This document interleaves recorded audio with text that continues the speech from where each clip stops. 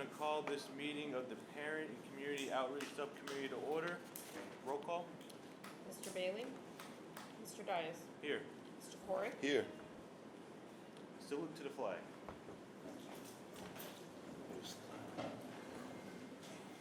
I pledge allegiance To the flag of the United States of America and to the republic for which it stands, one nation, under God, indivisible, with liberty and justice for all. Okay. Pursuant to the open meeting law, any person may make an audio or video recording of this public meeting or may transmit the meeting through any medium.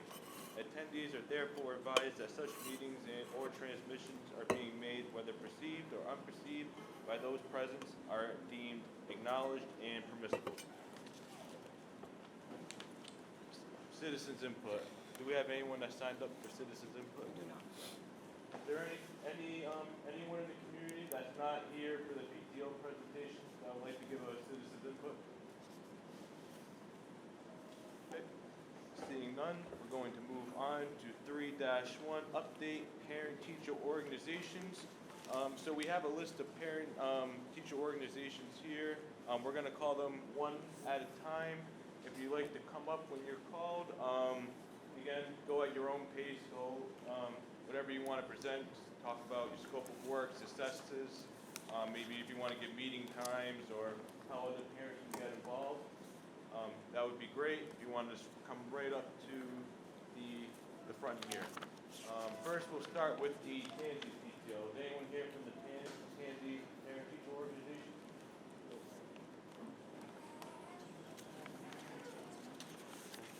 Did I make it in 10 minutes? Do we know where Emily, the person on the TV, is from? Spenceport. Spenceport, okay. Right there, it's fine, wherever you're comfortable, but the microphone's right there if you want to. Perfect, all right. My name is Courtney Smith. I am the PTO Vice President for James Tansy Elementary. This is my first year doing it. I'm not that great at public speaking, so thank you so much for calling me first. Could you repeat your name again? Courtney Smith. Courtney Smith. So I didn't have anybody to use as an example. Okay. So a couple things that we're doing at Tansy Elementary this year, just to try and continue the success of our PTO, is we are making sure that we're offering virtual and in-person meetings at the same time. So we encourage the parents, if they aren't able to come in, if they are just leaving work and they want to drop in virtually, we make sure that they have those links, that access, so that they can do that. Then we have someone reading any of the comments, questions. And we have had success with that. We've had parents join the meetings through that way or able to answer questions that way, which has been helpful. Are you in the email bank? So can you be reached in Parent Portal? I can, yes. Okay, thanks. We are starting this year. We had done it in the past. We're kind of bringing it up again this year is if parents attend the meetings, we're going to be giving a dress down pass for the child of the parent who comes in to help encourage them to come to the meetings, to help encourage the kids, to encourage their parents to come and be involved with it and volunteer and help. And we're also making sure that we're having a consistent day for the meetings. So that way we're not having to kind of tell them every single time, oh, next month it's going to be this day, next time it's going to be this. We have all of our meetings planned out for the entire school year. So when we do have our ice cream social next week, we'll be able to let them know the days well in advance.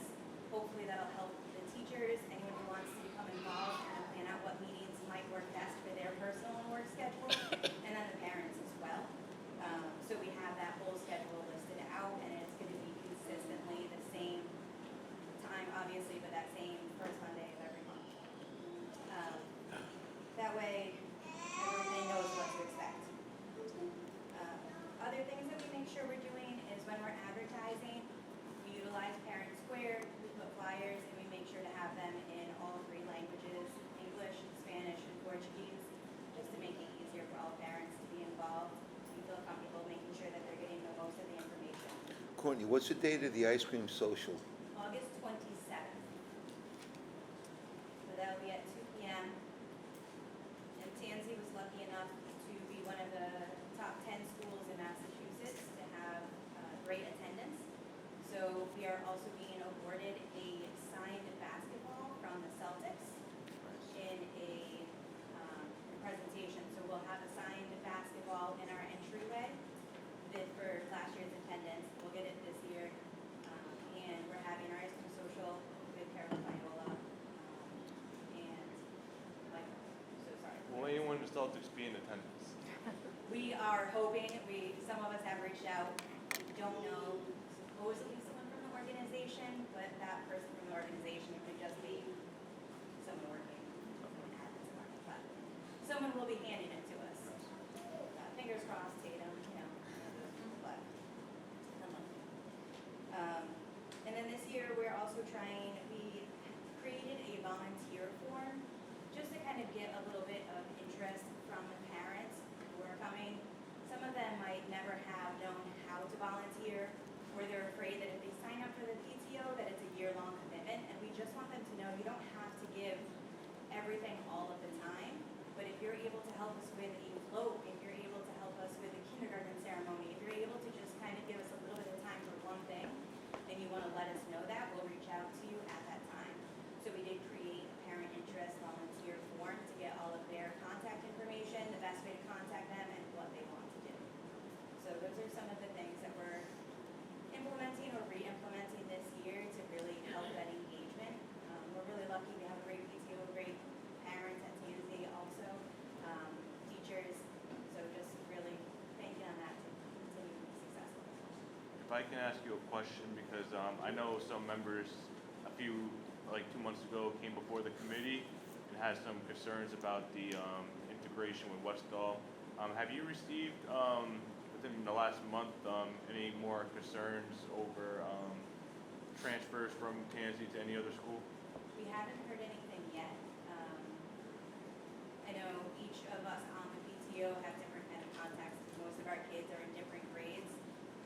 So as far as I know, I haven't heard any chatter from the 4th grade parents. No one else has really heard anything that they reached out about. So pretty quiet. I think I can answer part of that question. Some of the demographic that was attending Tansy was from Fonskie's demographic. And I think the kids who are in the Fonska demographic had an opportunity to attend the Westall School this year. That's what I think is going on. So it's not going to detract from the Tansy base. It's going to really help the Fonska base. Well, and is there any suggestions you might have on maybe like how we as either a school committee or the school district can support you, your organization in any way? I think just by being open, honest with us, sometimes it's hard to hear some of the answers that you have to give us, but that doesn't mean that we don't want to hear them. We would like you to be accessible, so if we have questions or need further explanation, or just the reasoning behind certain decisions, as long as you're accessible to provide that, it's a lot easier to understand, as opposed to kind of finding out things, through the grapevine, which always ends up being his side, and then the truth in the middle. So just continuing to do that. You guys have been coming to the meetings, which has been really helpful. We've enjoyed kind of having that contact. If you need to reach out for any information, either you're reaching out for like a parent or in general, who would be your main point of contact to get whatever you might need? Like, for example, when we had the issues a few months ago, I believe there were some issues on, like, who was the point of contact to get the answers that you needed? Who would be the point of contact now? Not even necessarily a question for you, but for the administration. If an individual from a parent-teacher organization has a question, has a concern, who would they reach out? Who would you recommend they reach out to get the answer they might need? Yeah, I mean, I think depending on the concern, it would be a classroom teacher, it would be the school principal first, and then beyond that, they generally reach out to sometimes it's the Parent and Community Engagement Center. It really depends on the nature of the concern, but they're reaching out to Parent and Community Engagement Center, they're reaching out to an assistant superintendent, they're reaching out to me. Yep. I have no more questions. Mr. Bailey, do you have any questions for the PTO? Yeah, I was just gonna say, just to add on to the question that you just had, I'm not sure, because I don't know, I have to say in a while, if we could just have like, some FAQs or places that guide families, on the website. I do think that's a question that a lot of families ask, they struggle with, like, the damn question. I know for myself, I get messages on Facebook or, my personal social media account asking questions, and sometimes I have to direct people. So I think that's just a question of whether it's directed towards a specific department or something like that. Were you able to hear that, Courtney? I think so. Asking if a parent had a question, who would they reach out to? Or like a frequently asked questions spot, just to know like the basics, right? Right, Mr. Bailey, I apologize. Could you repeat your question? No, I was just saying, I don't know if it's on the website, but I think that would definitely be helpful for families, because the amount of contact I get on my personal social media, people just asking questions, whether it's a specific department or something like that. I'm saying I don't know if it's on the website, but if not, I think that would be extremely helpful to families as well. No, I understand what you're saying. And I'll ask a question based off of that. Do you utilize any social media platforms? We have a Facebook page that we utilize that we often share out. There is some engagement on there, but we try and post everything on there. A lot of our information goes out on Parent Square, which seems to be the best method Parent Square. for contacting the direct parents at Tansy, and then the community engagement comes more from the Facebook, because then our parents start sharing whatever posts or things that are happening. Can So. we access Parent Square Okay. in our offices? Thank you. Do you have any questions for any of us? Check into that. I don't think so, no. Does anyone have any further questions, Mr. Court? No, I'm very happy. It seems like you're trying to re-energize the base there. Yeah, we're all very excited. It's a whole new, except for one, I think, are all new officers on the board. A lot of ideas, a lot of fresh voices. That's all good.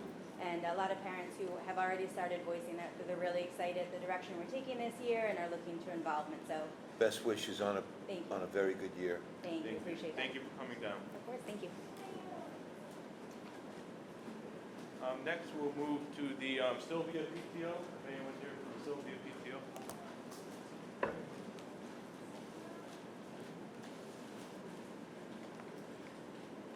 Hi, how are you? Hi. Hello. I know some faces here. Hi, Rachel.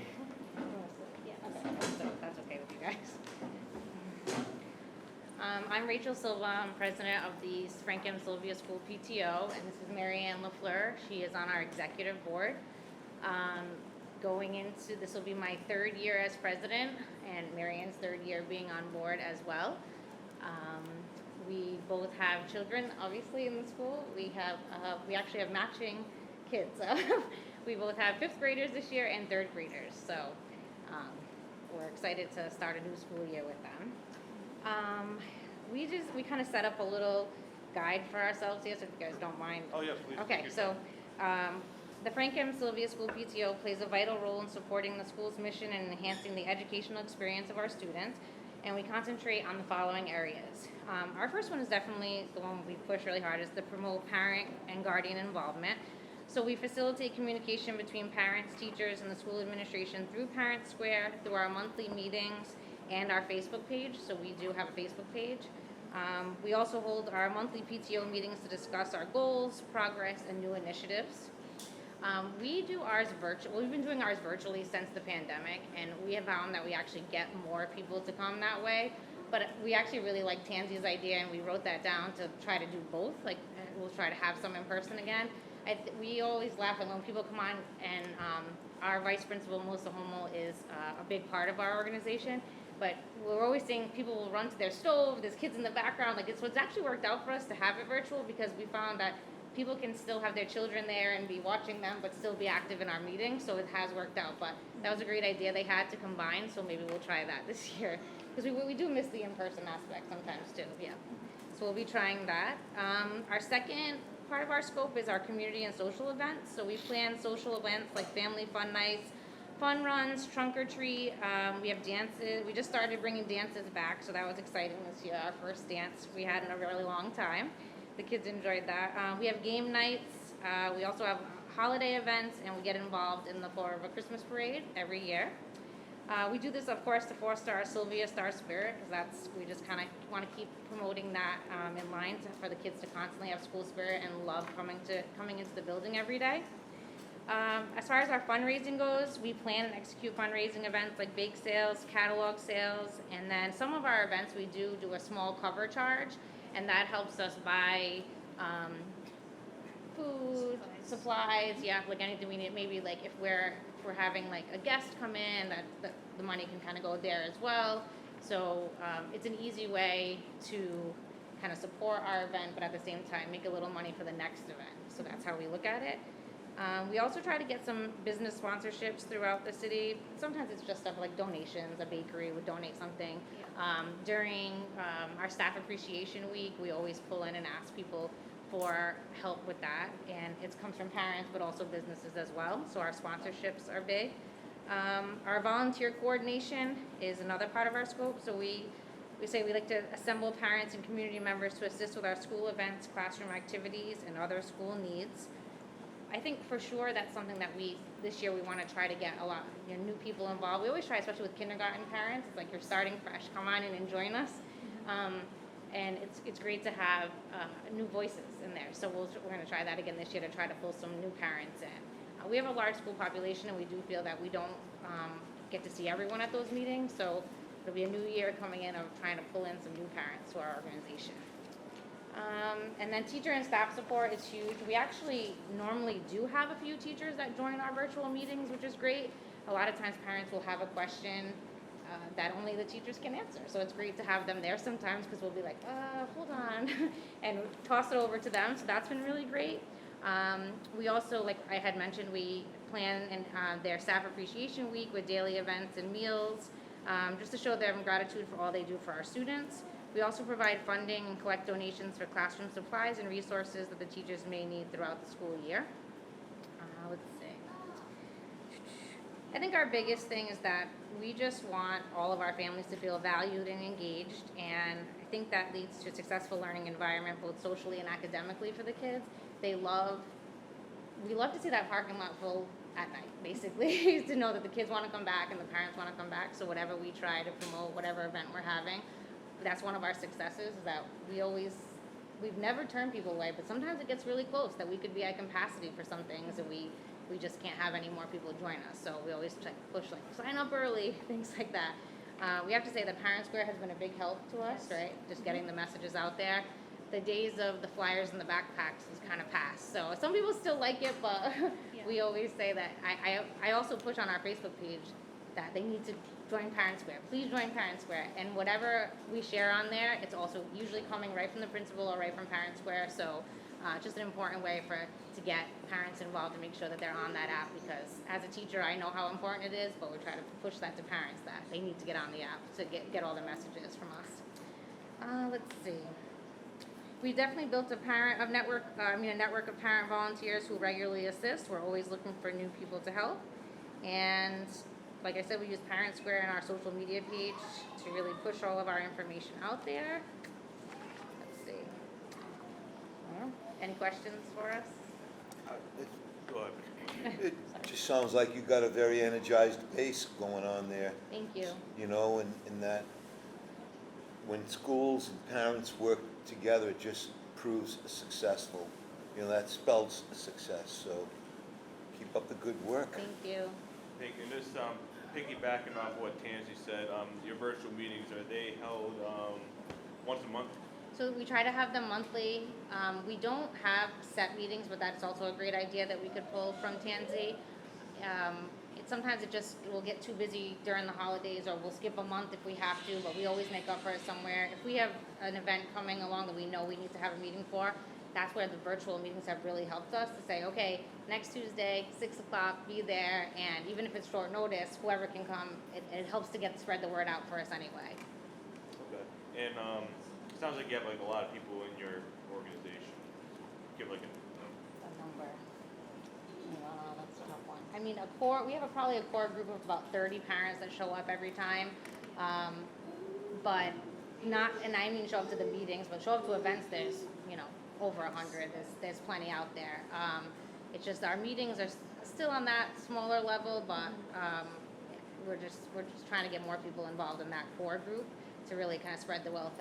I know some of you know I'm a full-time teacher myself, so I'm not available during the day, and like most of us are working moms and dads, so we're not available as much during the day as we'd like to be. So that's where our staff really helps us out, and they're our connecting partners to say, we know you guys can't be here, so we bring things to them at night, and they help us out during the day if it's something that none of us can be there for. So it sounds like Parent Square is very helpful in getting information out there. So you would say it's been very beneficial? Yes, we just try to promote having people sign up for the app. I find that I overheard parents talking once in a restaurant in the city, and they were frustrated by the amount of notifications they were getting, and one person said, I'm going to delete the app, and I kind of butted, and I was like, I'm sorry, I don't mean to pry, but don't delete the app. The app that's our communication to you, that's the important part, and if you're not on the app, you're going to miss so many messages. So that's why we always say, whatever we share on our Facebook page, I put all the time. Please see Parent Square for more information. I put a teaser out there so that they'll jump back on Parent Square and read the whole thing. I think it's really important. Mr. Corey? So in all of the business that you guys try to conduct, you have a good relationship with school administrative staff? For sure. And we couldn't do it without them, I don't think. Yeah, so Especially the working maybe they day. can help push that communication forward for you, perhaps? I think so. I think they've been trying. They really want Parent Square to work for them too. So it's kind of just a constant message that we put out there, like make sure you're on the app, make sure you're on the app, because the days of the flyers and the school bags is past. So we need to get back. We need to follow up on this digital world and make sure that they're paying attention to all of our notices. Yeah, you guys got it going on. That sounds great. Thank you. Mr. Bailey, do you have any comment? No, I just wanted to say you guys are great work and say hi to Rachel. Hi, Bobby. How are you? Good. Congratulations. Thank you. Do you have any questions for any of us? No, we just said I think that we're in a good spot right now. But if there's anything that we need from the committee, we will certainly reach out if you can be of any assistance. Please. Thank you. Great. Well, thank you for coming. Thank Very you. appreciate it.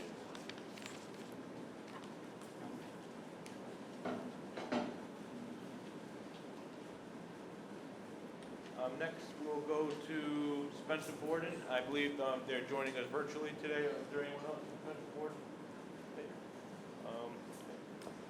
Miss, can't see, Miss Robidoux, the floor is yours. Hi, thank you. My name's Emily. I feel like Tansy and Sylvia have covered a lot of the same things we do. We do give out dress down passes for every meeting. We do them in person, but we also offer the remote option. Although, to be honest, we never have anybody join us remote for our meetings.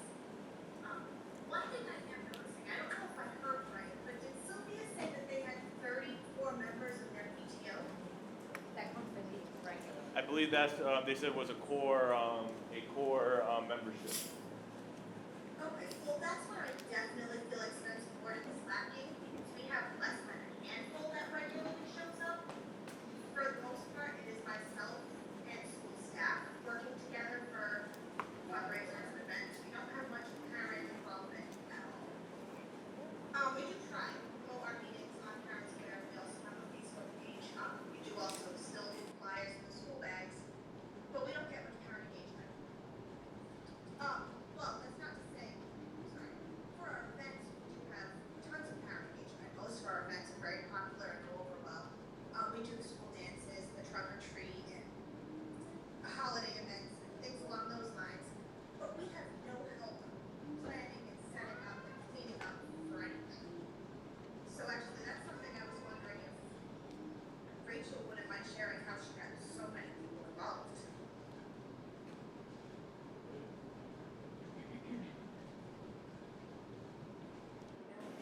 So I have to be honest with you, I was actually a member of the Spencer Borden parent-teacher group when my daughter was in kindergarten, because we started at Spencer Borden. And I actually was so impressed by the Spencer Borden PTO, and that's what pushed me forward to join the Sylvia PTO when we transferred schools and we moved. I just so you know, 30 is like our max number at our meetings. I wouldn't say that we have 30 that are involved in every single event. I don't wanna that sounds like a little over exaggeration, but we definitely have, at some meetings, at least 30 parents that are there. And I think that, like, what Tansy said, though, was important, too. I think there are parents who are afraid to join.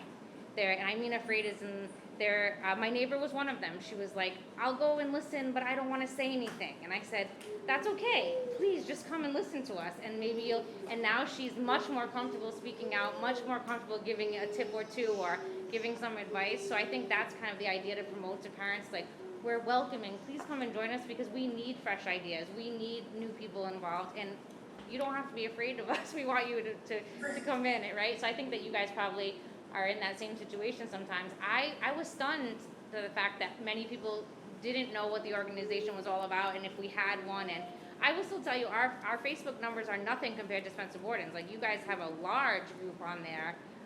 And we're very selective, of course. Like, we're a private group, and I only accept people that I can verify are parents of our students. We don't like to have people know kind of, what's going on, I guess, to say, for safety reasons. You know what I mean? So I am very selective, and I make sure that they do have a child at that school or they're a staff member in order to be in our group. But so I don't want you to think that it's like, yes, oh my gosh, we have 30 people on every committee. That's not what happens, but in general, if we can get, that's like our max at our meetings. But like I told you, the virtual part, that helps us. I'm not sure if you guys still do that. I remember going to Spencer Borden in person, but, so that's just my piece to share. Okay, thank you. Ms. Robidoux, if I can interject and just ask some questions on that, if I could offer maybe some assistance. Can I just ask your meetings, reiterate, are they in person or are they virtual? They're in person, but we offer the virtual option for anybody that can't make it in person. However, that never gets utilized. And you used the Parent Square. Do you feel, so you believe your message is getting out there? You don't think there's an issue with the message getting out there? You think it's more receptive on Lack of interest. the lack of interest? Okay. Okay, no, that's, if you'd like to continue. No, that's okay. That's all I have for now, unless anybody has questions. Mr. Corey, do you have any? No, I feel you, so I just hope that you have a decent year coming up, and you know that you could reach out to us, for any support you may need. I will say that we have a ton of staff support, so that is great. In the speaking on that, just as maybe a suggestion for both you and maybe way the administration could assist. Maybe we could help you out with, the district could help you out with marketing, maybe reaching out to parents in other ways. Maybe not every parent has that ability. And can I just ask when are your meetings also, going back to Tansy, are your meetings scheduled at a certain time, or are they held at different times once a month? We try to schedule them for right after school. We have also done later in the day to see if we would have a better turnout, but we don't. So we've gone back to right after school, which works best for the few of us who do make it. We've also tried doing different days of the week to see if we would have better turnouts, but we don't. So we usually stick with the Wednesday after school, and we've done our meetings 1 month in advance. Okay.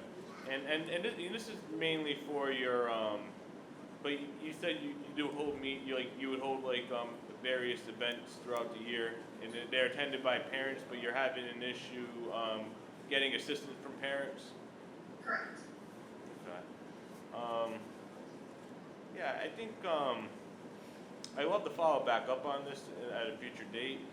Maybe we can reach out privately. Maybe we can have a meeting.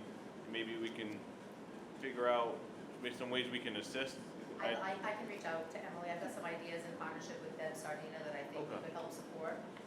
There are some features to Parent Square that I think we could add to. So Emily, this is not to be assistant superintendent, but I will reach out to you just to have a separate conversation about some of the additional features that are embedded within Parent Square. I've got a few ideas around surveying families to generate an understanding of what times might work best, and blending the virtual option with the in-person option might be a good way to go into this year. Thank you, Dr. Brown. Yeah, for sure. So I'll reach out to you. Mr. Corey? I'm cool, I'm all set. Oh, no, you're right, sorry. Mr. Bailey? Okay. Okay. Thank you, Ms. Robidoux. Thank you for joining us today. I hope everything works out for you this year. Thank you. Okay. Moving on, we will move on to Laterno PTO. Anyone here from Laterno? Yes.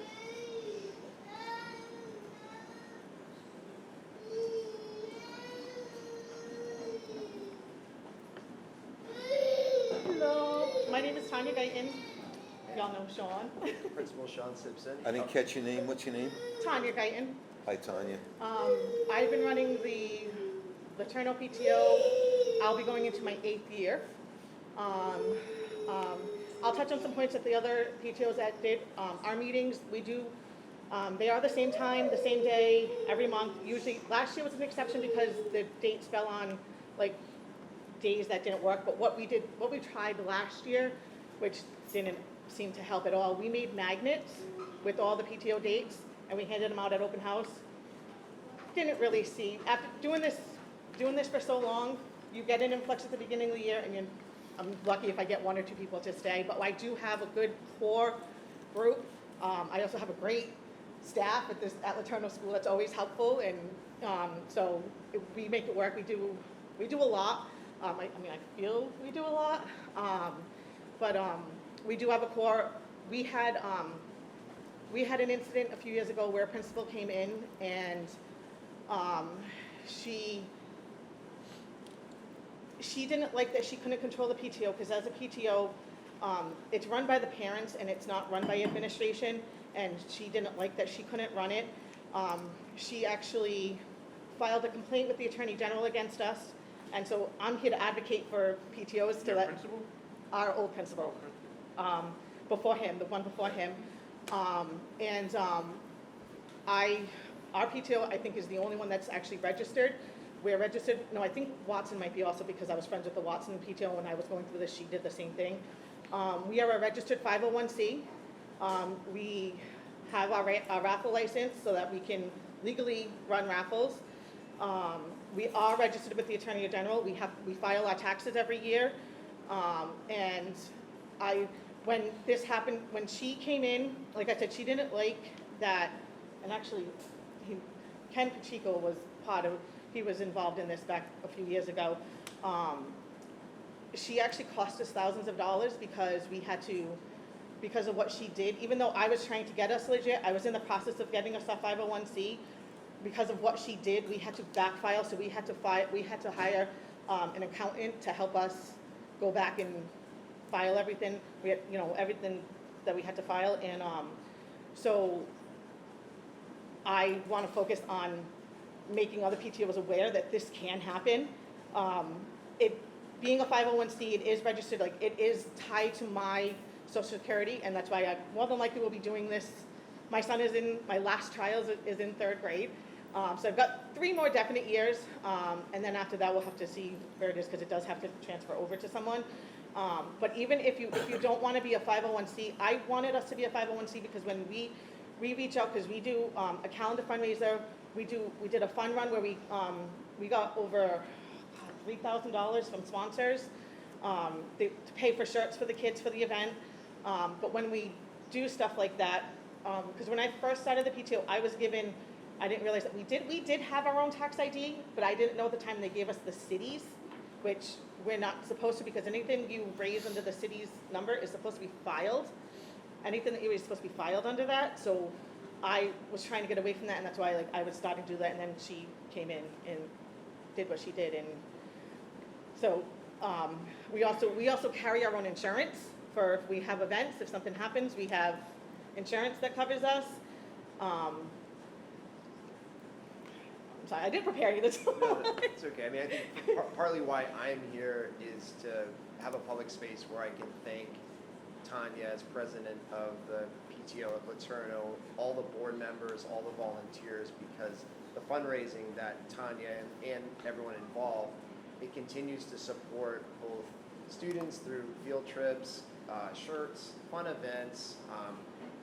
The top fundraiser in our last event, the class got to do a video game truck, which was, a thrill.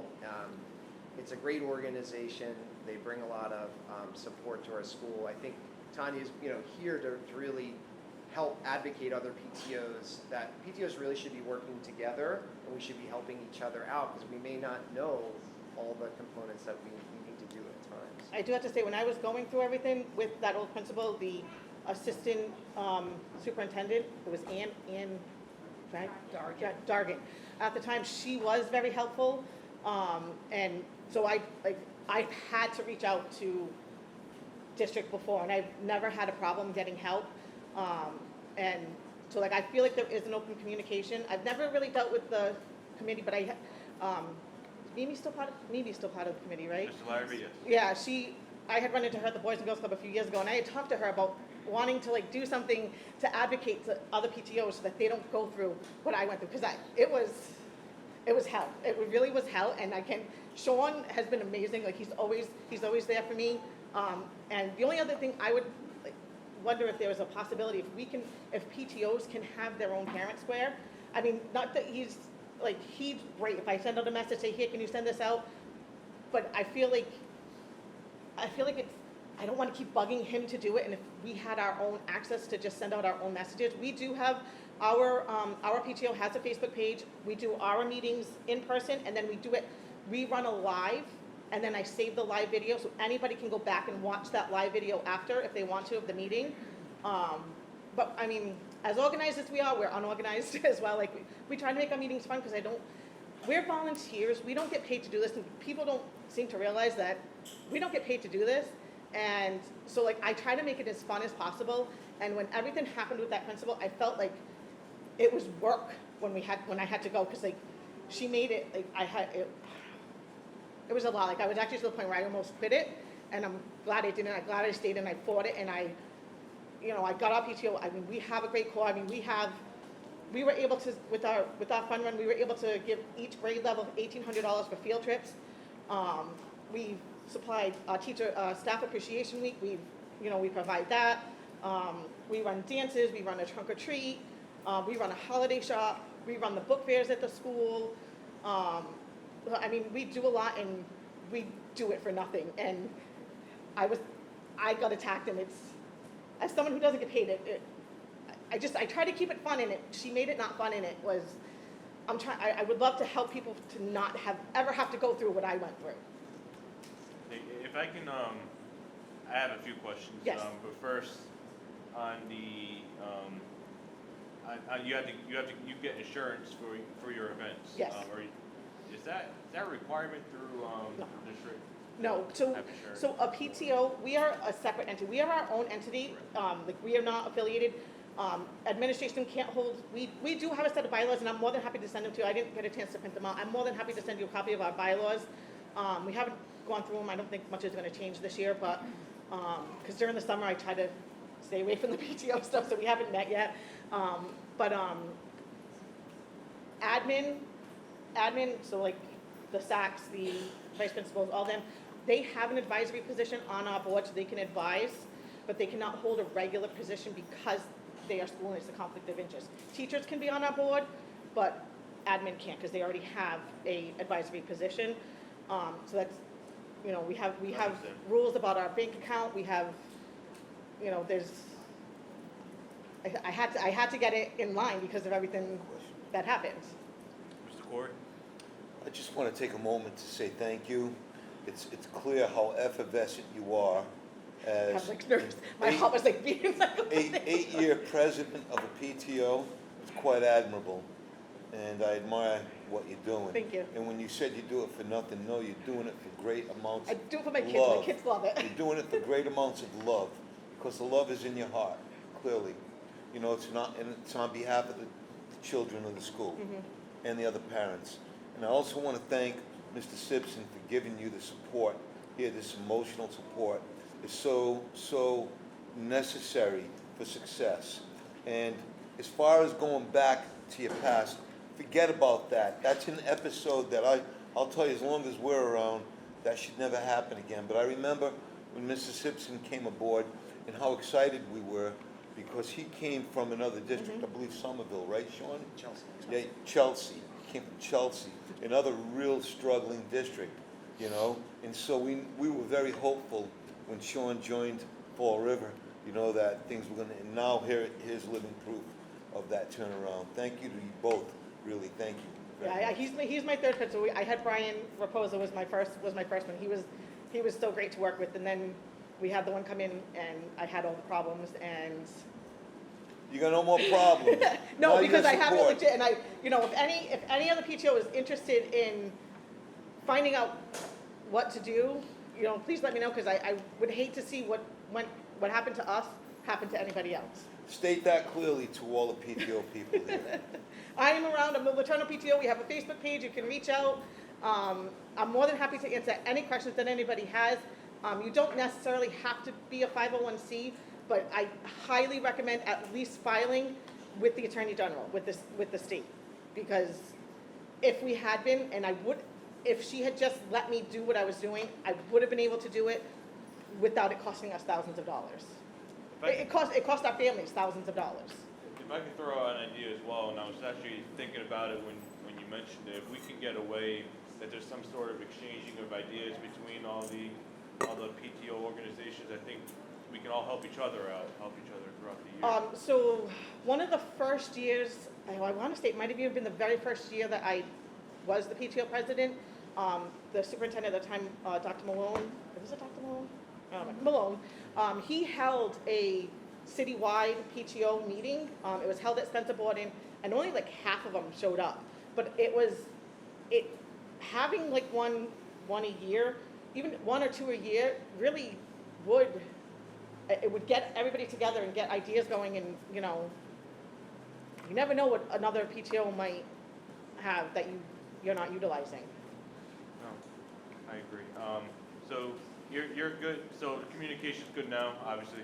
Oh yeah, he's great. I mean, I also, me and the PTO, we actually, having done this for 7 years, I have found a decline since we switched over to non-flyers. I know that we are in a digital age, but I have found that flyers actually help more, because so many, I don't know if this might be our school, we do have a third of our population is the L community. So I know like a lot of them don't really follow that. I don't know if they're not following it, but I find not everybody has the Parent Square app, and I feel like flyers do help. So we are looking, because I know we used to be able to go in the copier room and print papers, but I know now you need to have like a code to print. So we, as the PTO, are looking into getting our own laser printer so that we can print our own flyers for like certain things, because when we do the calendar fundraiser for the month of May, we had to pay Staples to print them, because that's something that you have to send out. So we're looking, it's more cost efficient to buy our own printer, unless we can have our own code to print in the printers. Because I know I know you have to put a code in, so I don't like to bother any of the staff. Like that's always been my thing, is I don't like to bother the staff because I know they're working. So we are looking to get our own laser printers that we can send flyers out again, because I feel like flyers work a little bit better. I mean, we post on Facebook, he shares it on Parent Square, he sends the emails, but I feel like flyers are an added advertisement, And I do have to ask, how do you feel going into this school year? With the mold? I mean, I'm not in the classroom. I'm not upset that the school has mold. My problem is that they tried to hide it. Like, it wasn't like originally just put out there, hey, we have this problem, we're working on it. There were excuses that were given, and I think it should have been upfront, hey, that we have a problem, we're working on it, and because I know several parents who were concerned about it, and they were like, well, what's going on, and it's,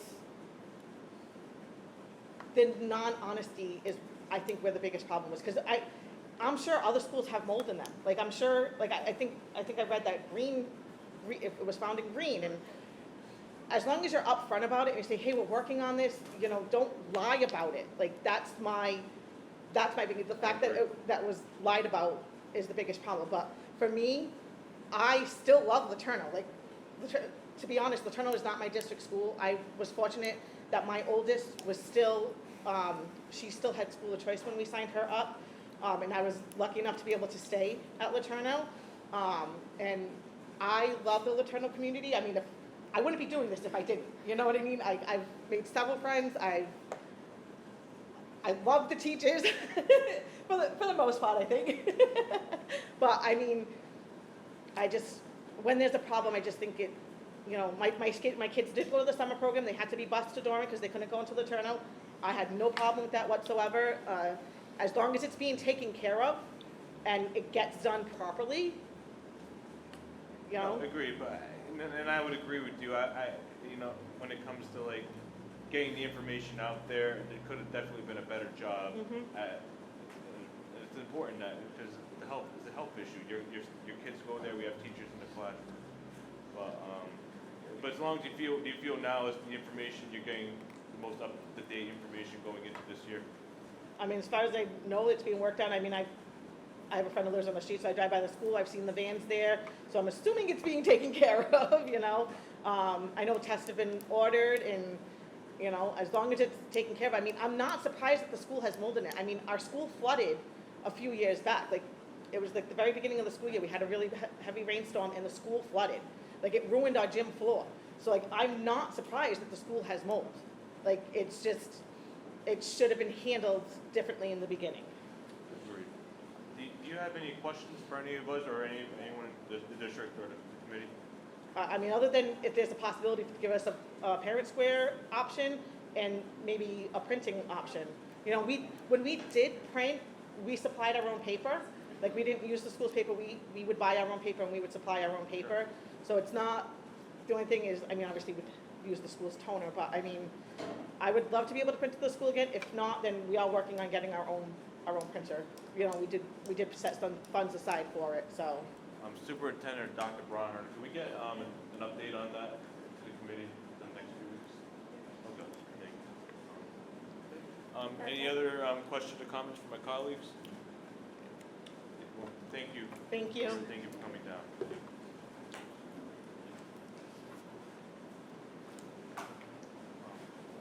Next, we have the Morton PTO. Anyone from the Morton PTO?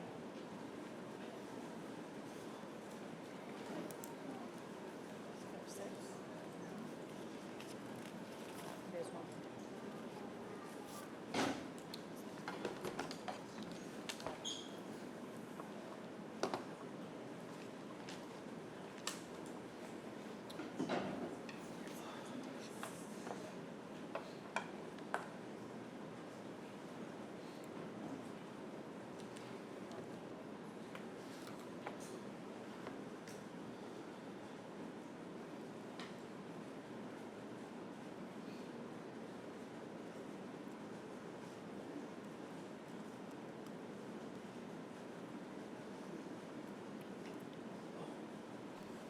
It's not going to work without this.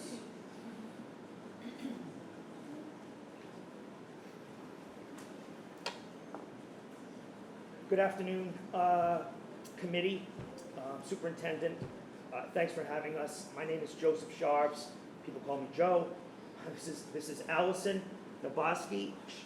I am the president of Morton PTO, and Allison is my vice president.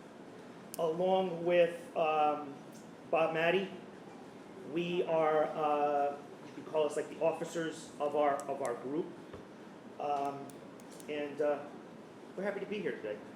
Our plan is to talk about the scope of what we do, some successes, and share with you some challenges. With that said, I'll start. Who are we? We're a small group of parents and school administration and faculty who are interested in our school community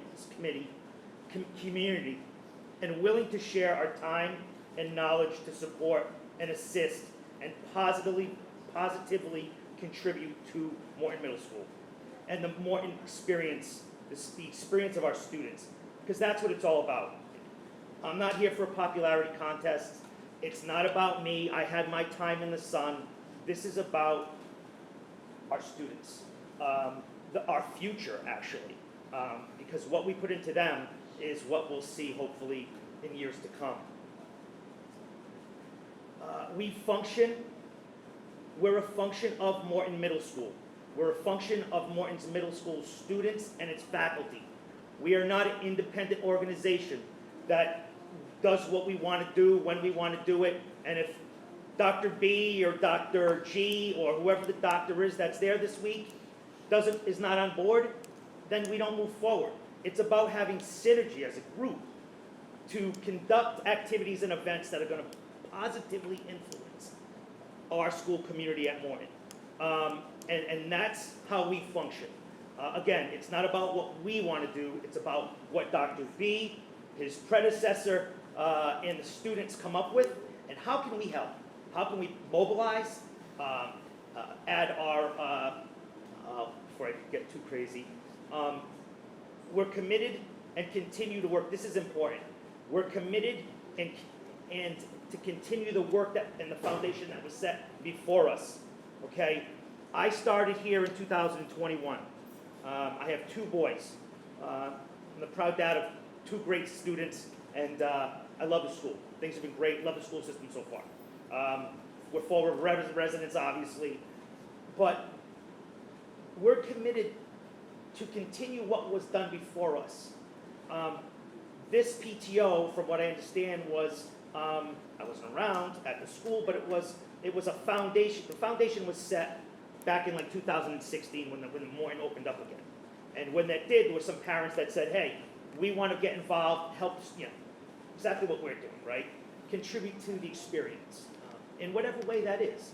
And it's usually a couple ways, and I'll get into that. And that's what we keep in mind. It's like, what did the Lisa Hargraves of the world, what did the Michelle Fleets of the world, what did these people do prior to us being there, learning? Luckily, we learned from Lisa because I was on in the tail end of her experience. So she was fantastic in showing us and bringing us in to what they were doing so we could learn how to move forward properly. And we learned the wonderful synergy she had and the relationship she had with Patterson. And you learn that with those type of relationships, you're able to hyper-focus in one direction and make it happen, as opposed to scattering and fragmented and everybody doing their own thing and nothing getting done because everybody's doing their own thing. And it really creates a sense of unity because we kind of know where we came from and where we all want to go. So that's something we keep in as we work. And as one of my counterpart in another school mentioned, we're volunteers, okay? We volunteer our time, our expertise to what's happening at that school. And it's a lot of time. And that's why you have your meetings in September and everybody's there. And as the year goes on and you have to show up, I appreciate your virtualness, but we actually have a book fair we have to do. It's going to be 2 weeks. It's all week long. It's from 8 a.m. to the end of the day. Who wants to show up and work it? Crickets, okay? That's the kind of activity that makes us who we are. What is it? What do we assist, support, and what do we contribute? How do we do that? We do that through events and activities. We do that through supporting academics, right? Because they're there for a reason. They're not there for the party. They're there to learn. We support our teacher and staff. And we assist in the administration and management of like school groups, right? Cheerleaders, they're going to do a little fundraiser for themselves. And they raise some money. Well, we help with them writing the check to the vendor, or we'll hold on to it for them. So there's keep accounting of it. That's another thing. We keep accounting of those things. So we manage and administer those for those groups because they're busy. They're kids, right? And we're the adults that help them out. That's what we're kind of like their counterpart in the adult world and help them do the things that they're not able to do because they're middle schoolers. They're not adults yet. And that's kind of where we come into play. And we assist and support school fundraising fundraising activity, and Morton Middle School development, community development. And I'll get into how we do that. The what? Events and activities. There are over 20 activities and events happening at Morton Middle School over the course of the year. Okay? Pretty active. This is what they look like. And I know you probably can't see it from here, but we have an annual Spirit Wear campaign that we have going on. We have an annual Papagino's promotion night that we do on the first Thursday of every month. We do an annual, so it's Spirit Wear, and then we just started this year, this summer, which we're gonna hopefully be an annual thing, is we get donations for uniforms over the course of the summer, and in orientation, we're gonna sell the slightly used uniforms, like $1 for, it's a 1, 2, 3 of the PTO, $1 for a shirt, $2 for pants, and $3 for sweatshirt. We live in a low-income school district, okay? Whatever we can do to help the community be more involved, whether it's sending your kid to school with a uniform, having access to a cheap uniform, we're just trying to make those things happen. And again, when I overlaid the color, those are the events the PTO is involved with. So of the 20-plus events, we're involved in some way, shape, or form with most of them. Some that I'd like to highlight that are a little different than, I'll highlight that later.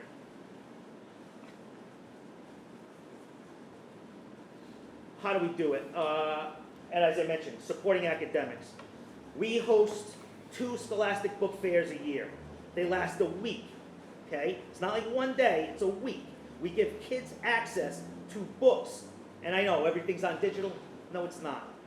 They need a page. They need a book. Books need to be accessible. Our future depends on it. Literacy, it needs to improve. Well, how are you going to read if you're always in front of your phone looking at nonsense?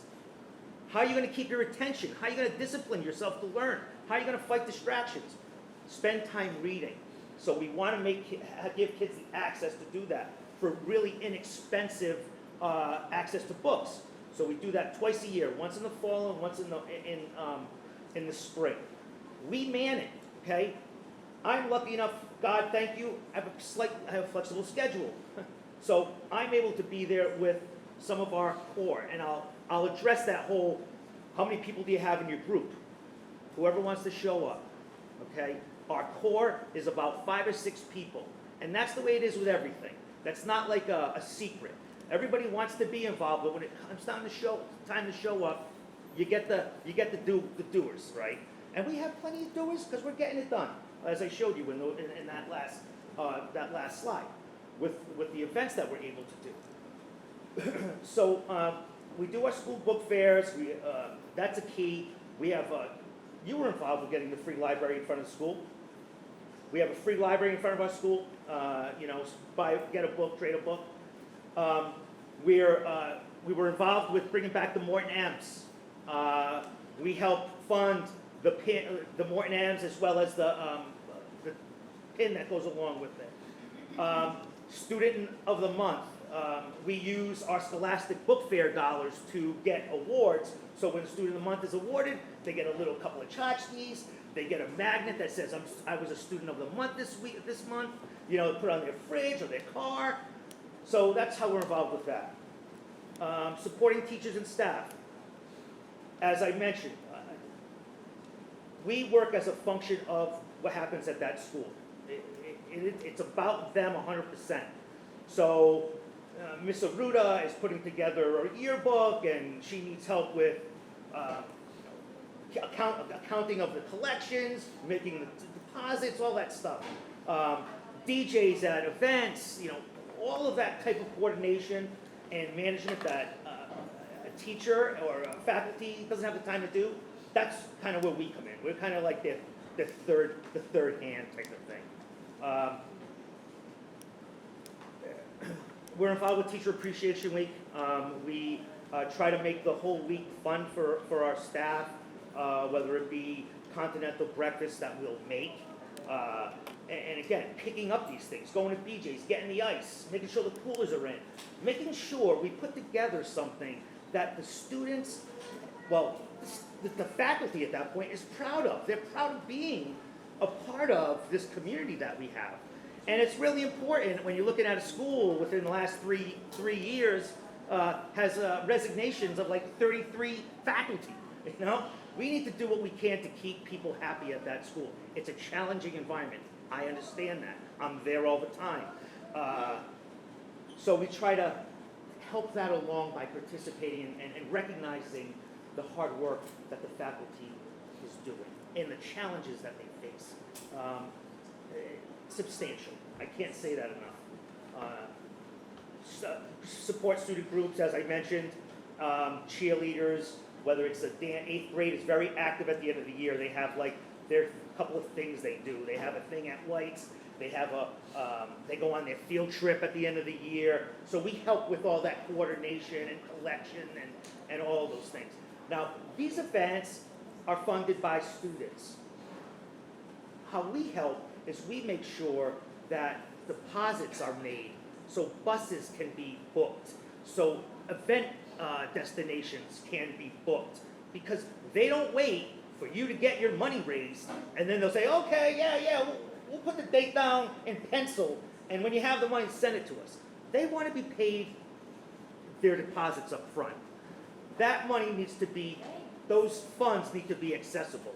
So we try to stay ahead of it. We try to stay ahead of it knowing what is coming up. We know that 6th grade, 7th grade, 8th grade are going to have their field trips. Those deposits are going to be X, Y, and Z. So we need to make sure going into the year that we have that available to them. So we're not running around trying to chase our tail to get these students to experience these things. We assist in support in school fundraising. I mentioned that school fundraising. We create a positive social environment where parents and students can enjoy and be proud of. What does that mean? We'll have an open house. So for an open house, we'll set up a free concession stand. Don't get me wrong. It's nothing crazy, but you'll be surprised what a couple of percolators could do. You have some coffee. You have some hot chocolate, right? You get some cheap, inexpensive treats. And you simply put out a dish and say, hey, whatever you want to contribute. You actually recognize more from doing it that way than trying to charge people $1 for this and $1 for that. You can't believe it. I was totally surprised by that. But those are the things we do. We try to add a little bit to the things that are happening at school, so people are proud to be there. Perception is reality. We develop and sustain events, like, for example, we do every fall, we do a fall raising campaign. The students, and again, the students participate. They go and sell pies and baked goods. The students generate a portion of their sales that goes into their fund, which is used for these activities. That's our big one. That's like the big one.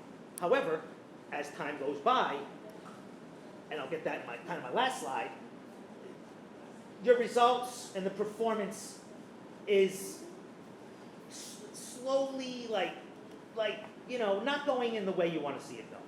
Okay. But we also try to develop new stuff.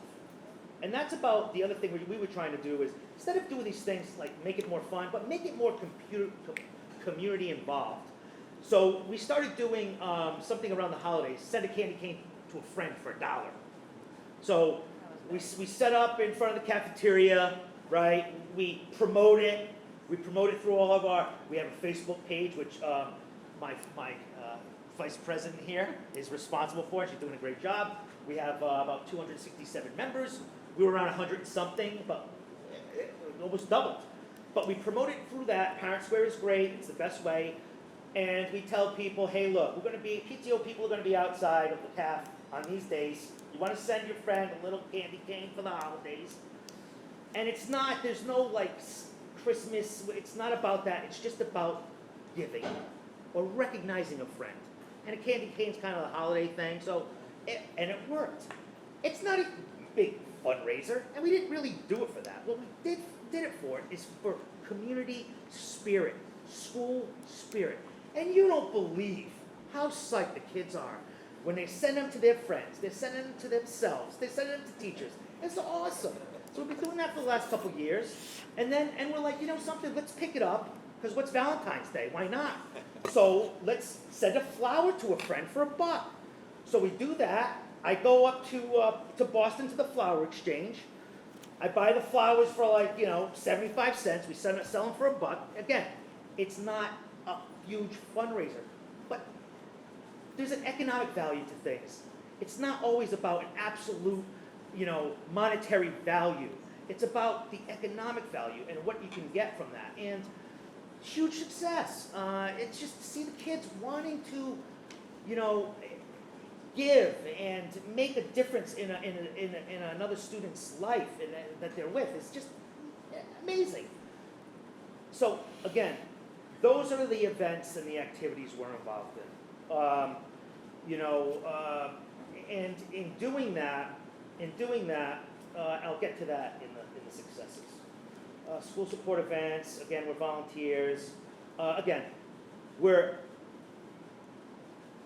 we keep detailed records of everything we do, and like everything. So we run this operation as the best we can. We have our meetings once a month. They're on the third Tuesday of the month. We follow the Robert's rules of meeting. Again, loose, but again, if you don't, it's a scatterbrain and nothing gets done. And that's another thing that you see. The first meeting, there's 60 people there. And then when they see we're here for a real mission, like we're here not for us, but for those guys that come here every day, and it's not, and that's another thing to tell you what we're not. We're not a place where people come together to complain. If that's what you want to do, then go to the city council meetings. But we're here to make things happen, first and foremost. And that's how we run. Successes. A success that I feel, and being here, this is going to be my 4th year as PTO president. I happen to I was involved with that wonderful elementary school that will live in my heart forever, Tansy. And I was involved with that, involved. I did the parade stuff. We won a like best parade one year, and was involved with that. But going over to Morton, I was just kind of got into it. And again, I'm in a place in my life where I am charged with giving back. It's not about me. It's about giving back my time, my expertise, my knowledge to my community that I live in. And if this is one way I can do it, then this is kind of what we're all in it for. So to perpetuate that, that's one of our successes, that we were able to do this. Why? Why is that so? Well, we have a tremendous attrition at our school with faculty. We've had 3 principals in the last 3 years. There's a lot of change, but we were able to keep these events going that happened way before us. Prior to us, we're able to keep the events going, keep the relationship with our faculty and administration going, and perpetuate these wonderful things that have been happening. And that's a success to me, and to us. Sorry. Support student life through the events. Again, it's not just about fundraising, it's about the student life. How can we add to that? Whether it's more dances, making sure they're having their dances, making sure they have these events where they can make each other feel good and recognize other students, and those are things that we're involved with. Support student growth by incorporating students. That's the thing I was trying to do. Like these kids, get smart kids. You got to give them the wheel once in a while. I'm not saying go out and drive, but at least kind of like get them into it a little bit. Like get them involved with running the event, right? Collecting the money, trusting them to collect the money and keep an account of the things that we do, like the flower for a friend or the Valentine event that we do. You know, I'd like to see us have students man their own little like store at school, especially at the middle school level, because there's middle school students that have it and they want it and they want to be involved, and have them man a store. Yeah, here's a few $100. Buy your pads, buy your paper, buy your pencils, buy your erasers, and at the end of the day, you open up your store for the kids to sell supplies. Maybe school supplies or light refreshments. Nothing crazy. Bottle of Prime or something like that. Have them go through inventory management, accounting. This could be a precursor for when they get into high school and follow a business track. There's a lot we can do in that regard. And we started it with a little bit. And that Dr. B is on that one. And we're fortunate to have him. Maintaining and growing our social media presence is obviously a key component, keeping people informed. But also, everybody, you know, the place they go first before they'll call you is going to go to Facebook, or they'll go to your Facebook page. The first place you go if you have a question regarding your child's school is the principal. And if for some reason you're not getting a hold of the principal, then you maybe escalate things. But he's or she is the person that knows everything that's going on. They're the CEO of that building. They know what's going on, and they can answer your questions. But you have to reach out to them. So where does everybody go first? They go on Facebook. Why? Because it's on their phone right now, and they're doing their business. They're doing all their stuff. So they reach out to all these people who are not involved. And it creates creates danger, uncertainty when it doesn't need to be. So what we do is we use our Facebook page to direct them to the school. And what we use our Facebook page as a secondary information communication guide to what's happening at school.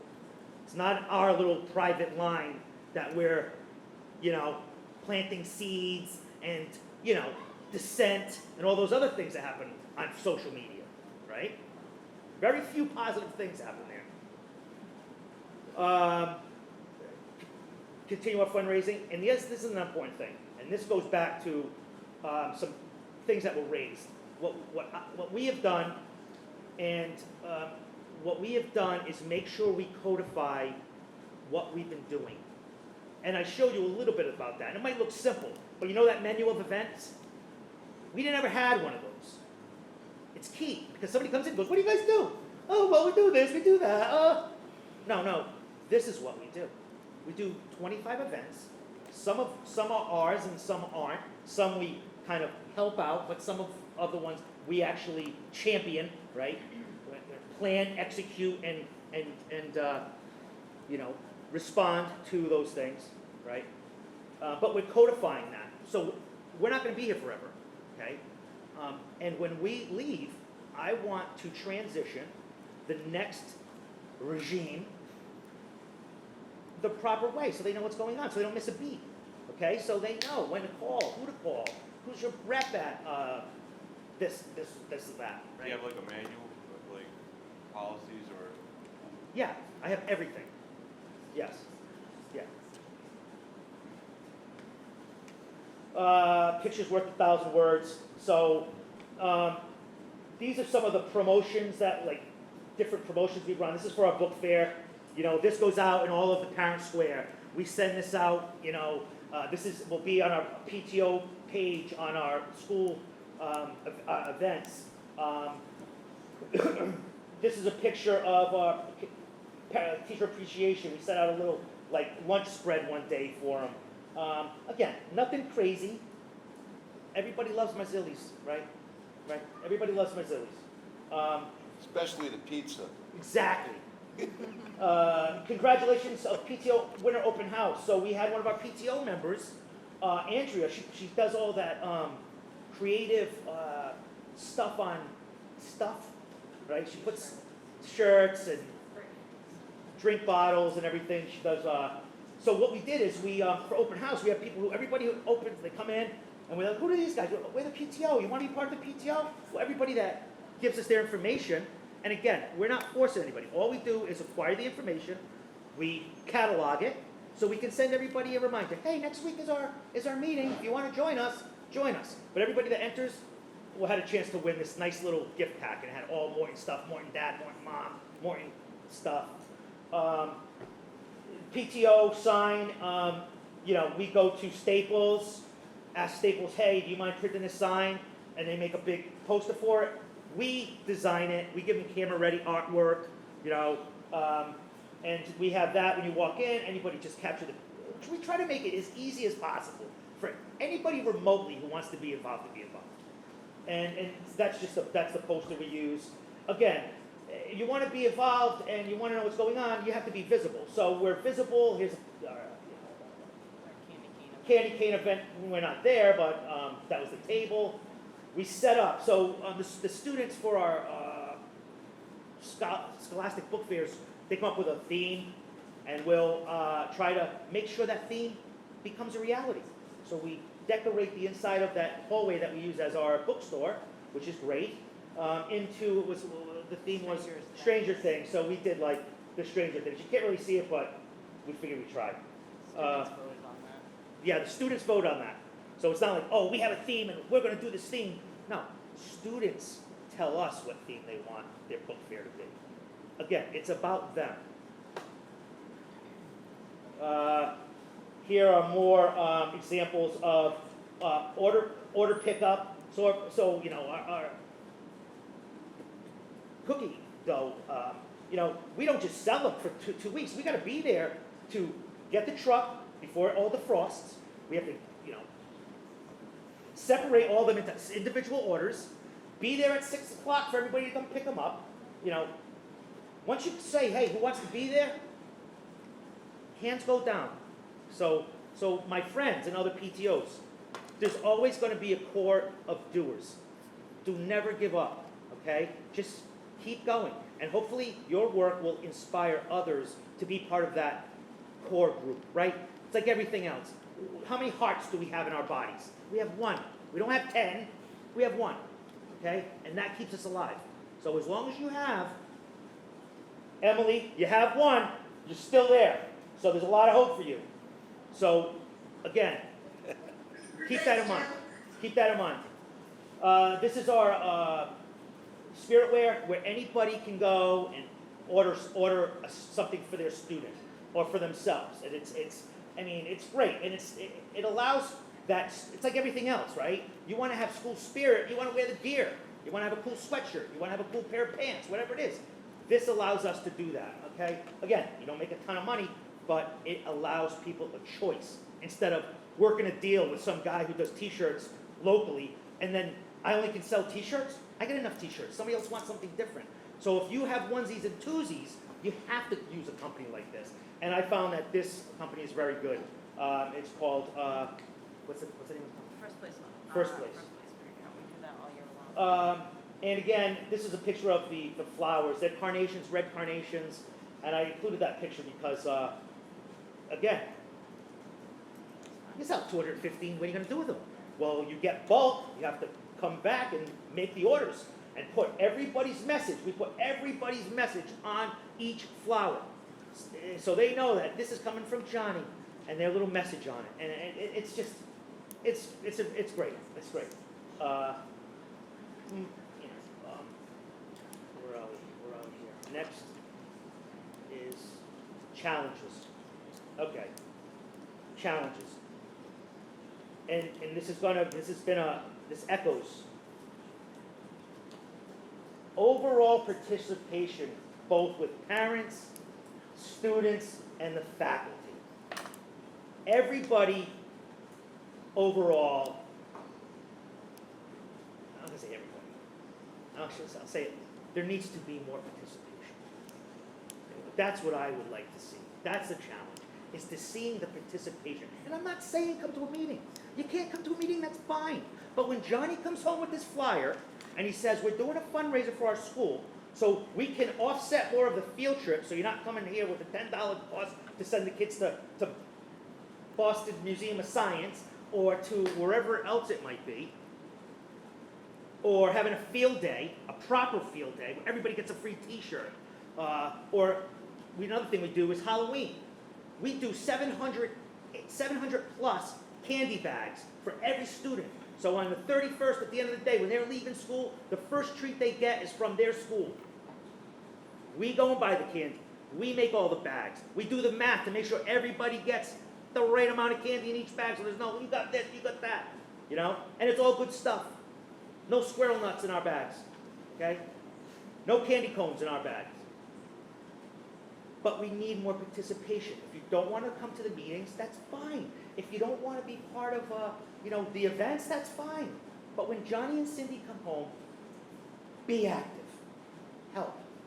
Students, from a student standpoint, I can't blame them because it's what you learn. And, what we try to do is show them from what we do that you can participate, you can be active. I get it all the time. What are you doing here? Mr. Shaw's, what are you doing here? I'm like, I'm giving back. You can't always take. You got to give. Because I know a lot of the kids because I'm active in other things in the city. And I've known them since they've been really small. And faculty. Okay, I've been here for a while now. We have us, meaning the officers and maybe a few parents, and then the principal. Where's the faculty? And the only faculty that shows up are the ones that have to, because they've been elected to be on the committee for the 6th grade field trip, and they have to be there because they want to talk to us about a 6th grade field trip or whatever the case is, and all that kind of thing. It's like a have to instead of want to. I don't have to be here, I want to. And I'm sure there are other faculty members that perhaps want to. It would be great to see them involved. And not just one or two, but several. So they are aware of what we have and what we don't have. So there's no preconceived notions of, oh, the PTO has money. We don't have anything. It's not our money. The kids raised it. The students raised it. It's theirs. So those are the challenges we have. Another challenge is consistency. Consistency across the board. Like I said, since September 2022, 33 resignations from Morton have hit your desks. Okay, I can compare it to the other schools. Cuss, 12. Henry Lord, 13. Same time frame. How can you have participation with parents and with students if they're not involved because they don't see any kind of ownership on the other side because there's a new person in social studies, or there's no social studies teacher, or what happened to the principal? We have a new one. Again, I know you can't control the world, right? We don't have a crystal ball, but these are challenges that we face, and thank God we've been around, because if there's been changes of PTO members, whether you're incorporated or not going to make any difference, because you don't have the same people you're working with. They don't know what you're doing, so you spend your whole time training, retraining, right? Costs more time and money to train a new person than to keep the people you have. So the consistency across the board, I think, is a challenge. And in the original email, it was, how can we benefit? How can the committee and the school district benefit? Well, that's the big question for me, and I can't even begin to answer that because I don't know truly what your capabilities are. What are the capabilities of the school district to help or assist a PTO in what their mission or what their goals are, So that's kind of where I'm at, and I wanted to at least show you exactly what we do, the scope out, obviously, and our successes and some challenges that we have, and I yield. Mr. Corey, if you want to start. I just want to praise your efforts. It's not easy. Remind me of My tenure at Morton was back in 2005, 2006. Back then, and I was a counselor at the school for 3 years. And I readily joined so many events. I helped run multicultural nights there. I helped organize a teacher-student jam session in the old auditorium. I'm talking about the old building before the new one got built. Right. And we had a lot of fun. And I remember that the spirit in the school was pretty cool, and that you know, the school was very together. So I praise your efforts. It's not easy. I think it's the nature of education today that a lot of teachers do not live in the district that they work in. And so there's a certain sense of community to PTO work that may not be present amongst the faculty because they don't all live in Fall River. At the end of the school day, they all retreat back to the suburbs or wherever else where that they live. So in order to get more participation, it's wishful at this point. What we can do for you is you let us know what your agenda is, and we can, you know, Mr. Dias, myself, Mr. Bailey, we can be the voices for you at the big school committee meetings and get it out there on Fred TV so that it's out there for the community to hear, you know. Anything like that, you want to forward us any of your advanced messages, be happy to voice over for it, you know, and to support your efforts. But I want to laud both of you, and I want to laud all of the PTO leaders that are here today for the great work that you're doing and try to develop community. I think it's one of the greatest attributes of a community is for the stakeholders within the community to contribute to that and contribute to the growth of the overall community. And we're talking about the community for the Fall River Public Schools. So I want to thank you both very much. Thank you. Thank you. I just have a few questions. Actually, I'll start with a comment and some ideas you actually gave. When I went to Bishop Connolly, we actually ran a school store out of our lunch, out of our cafeteria. So maybe we can look into that as well, finding ways we can get more students directly involved in their schools. I think would be very beneficial. I do have a question on the field trips. You mentioned about so the PTO really covers a lot of the field trips. Like how many field trips would you say you cover? So here's what we do. We don't cover the field trip. What we cover is the deposits for the field trip, okay? So when the class says we're going to go to a field trip in January 29th, we're going to Boston Museum of Science. Amaral wants a $600 deposit, okay? We make sure they get the deposit. Then we also make sure they get paid the rest of the money. But that class is responsible for raising the amount of money to cover that. That's how it works. So they take the responsibility to cover that expense. We have 3 classes. So if 3 classes are going on a field trip at the same time, that's why you have to be ready for that expense, because it all happens at the same time. So you can't, well, we did it for 6th grade, we can't do it for you because we're waiting for 6th grade to raise their money. We can't cut you a deposit check or pay the balance. So that's how it works. And that happens with every grade, which is great because it teaches them responsibility, but also you don't have a crystal ball and say, well, how much we're going to need, how many people are going to come. They need to have access to those funds. So we make sure that the cookie dough, you know, the Valentine's Day thing, we try to stay ahead of it. And it might not always work that way. We've been lucky because we have that sense. We're looking, before it happens, we're anticipating, right? We're anticipating what next year's going to be, what we're going to need, so we're kind of there. We might be a little short, but we try not to be. That's what we try to do. We try to make sure we're able there to cover those initial expenses prior to the kids, spending it on those type of things. So 6th grade, 8th grade, they're staying at White's. I mean, those tend to be, that's an expensive night. You know, White's does not want to wait till the end of the night for you to write a check. No, the DJs are going to wait for the end of the night for you to write a check. You know, the photo booth wants it up front. So we make sure that we have enough to do that.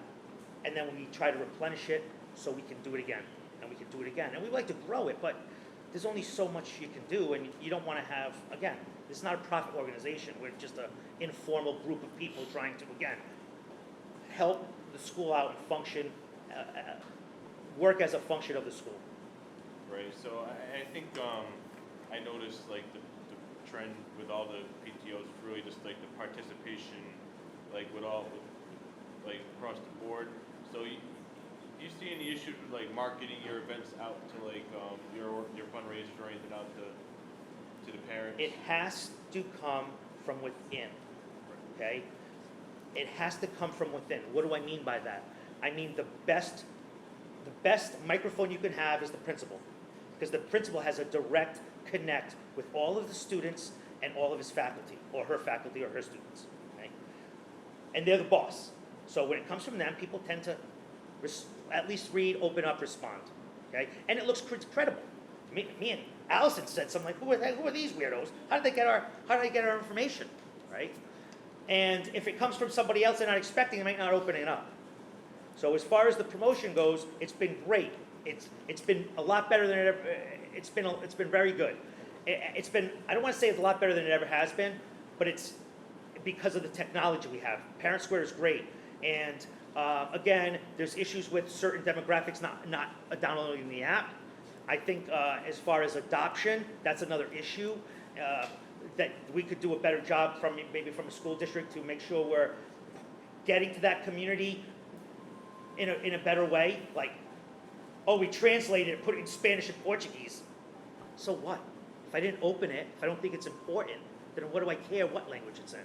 So those are things that need to be kind of addressed, I think, to make that happen. But as far as Dr. B being our focal point and being our conduit to our community, that's where it's got to go, and that's where it's got to be.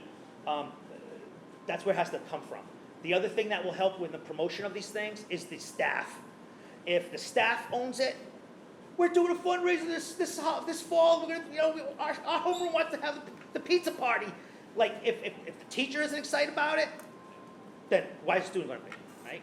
Excitement breeds excitement. So, I hope I answered your question. No, you did, and honestly, you gave a very thorough presentation. So I want to thank you, and you seem to really be really involved in your organization. So I really don't have any questions. Just really just continue what you're doing, really. I hope you. I'm sorry. I really hope your ideas really resonate. Your ideas can transform to maybe other PTOs that may have not thought of some things you may have done in general, and I hope it helps them as well. But no, thank you. I'm sorry. I think it's important, because Parent Square has come up a lot today, that Deb Sardino, who's our communications specialist, she is tracking that platform daily. The district has 98% of parents connected to the Parent Square app. Great. We can drill down to see exactly who even has a phone number change and becomes disconnected because of a phone number change. And then we are in contact with school staff to make sure that the community facilitators in the office and the clerks in the office are making that outreach to get families re-engaged. So I just want folks to know that we are doing everything we can to make sure on a daily basis across the district that if we notice parents are falling off, that we do reconnect them and re-up them. So please continue to use the Parent Square app. Oh, we're on it. I mean, anything we get, we redo a PDF. We're sending it to Dr. B to get it uploaded on Parent Square for his next communication. Dr. B does an awesome weekly Friday finale, which is everybody talks about, I'm going to do a newsletter. I'm going to do a newsletter. He actually did a newsletter, and he stuck with it for the entire year. It's called the Friday Finale. It's a wonderful, and he uses technology. He doesn't reinvent the wheel. He uses something that was already out there. He customizes it for what his kind of feel and what he puts in it. But he does a nice little synopsis of what's going on in the classroom, what's coming up, and it's just a wonderful thing. And he includes it in that. And if that would come from anybody but him, it wouldn't be taken so seriously or credible. And we're grateful for that. I mean, we're grateful for the things that we have, and that's,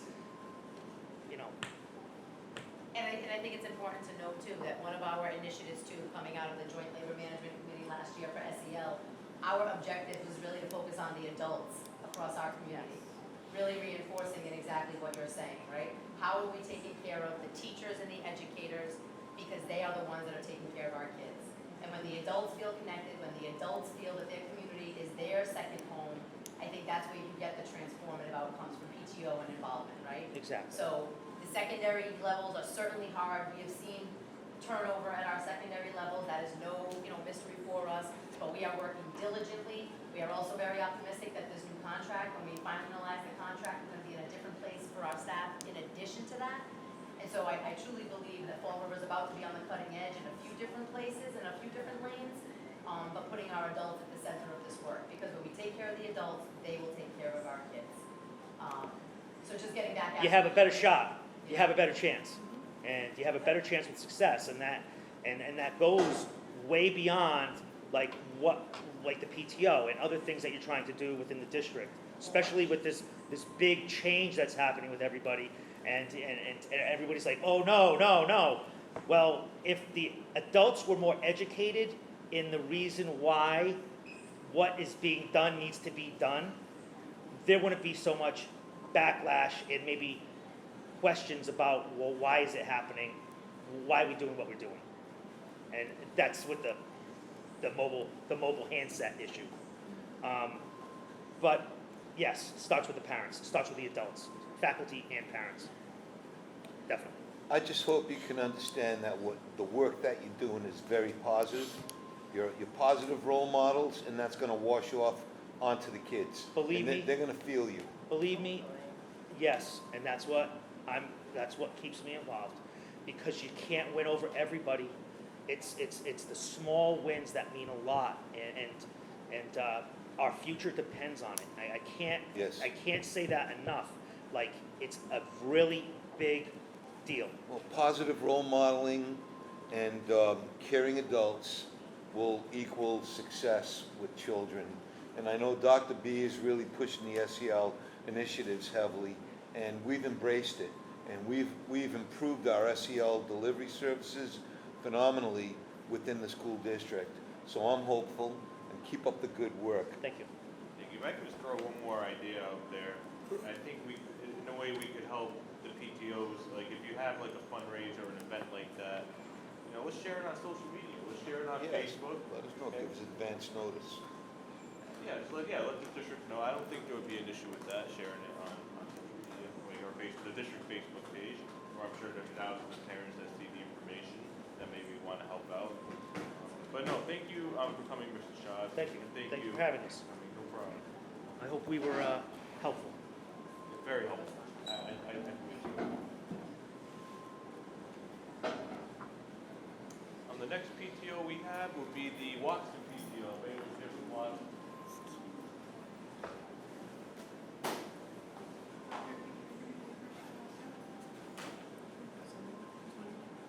I don't have to try to read it, you guys can read it at the same time.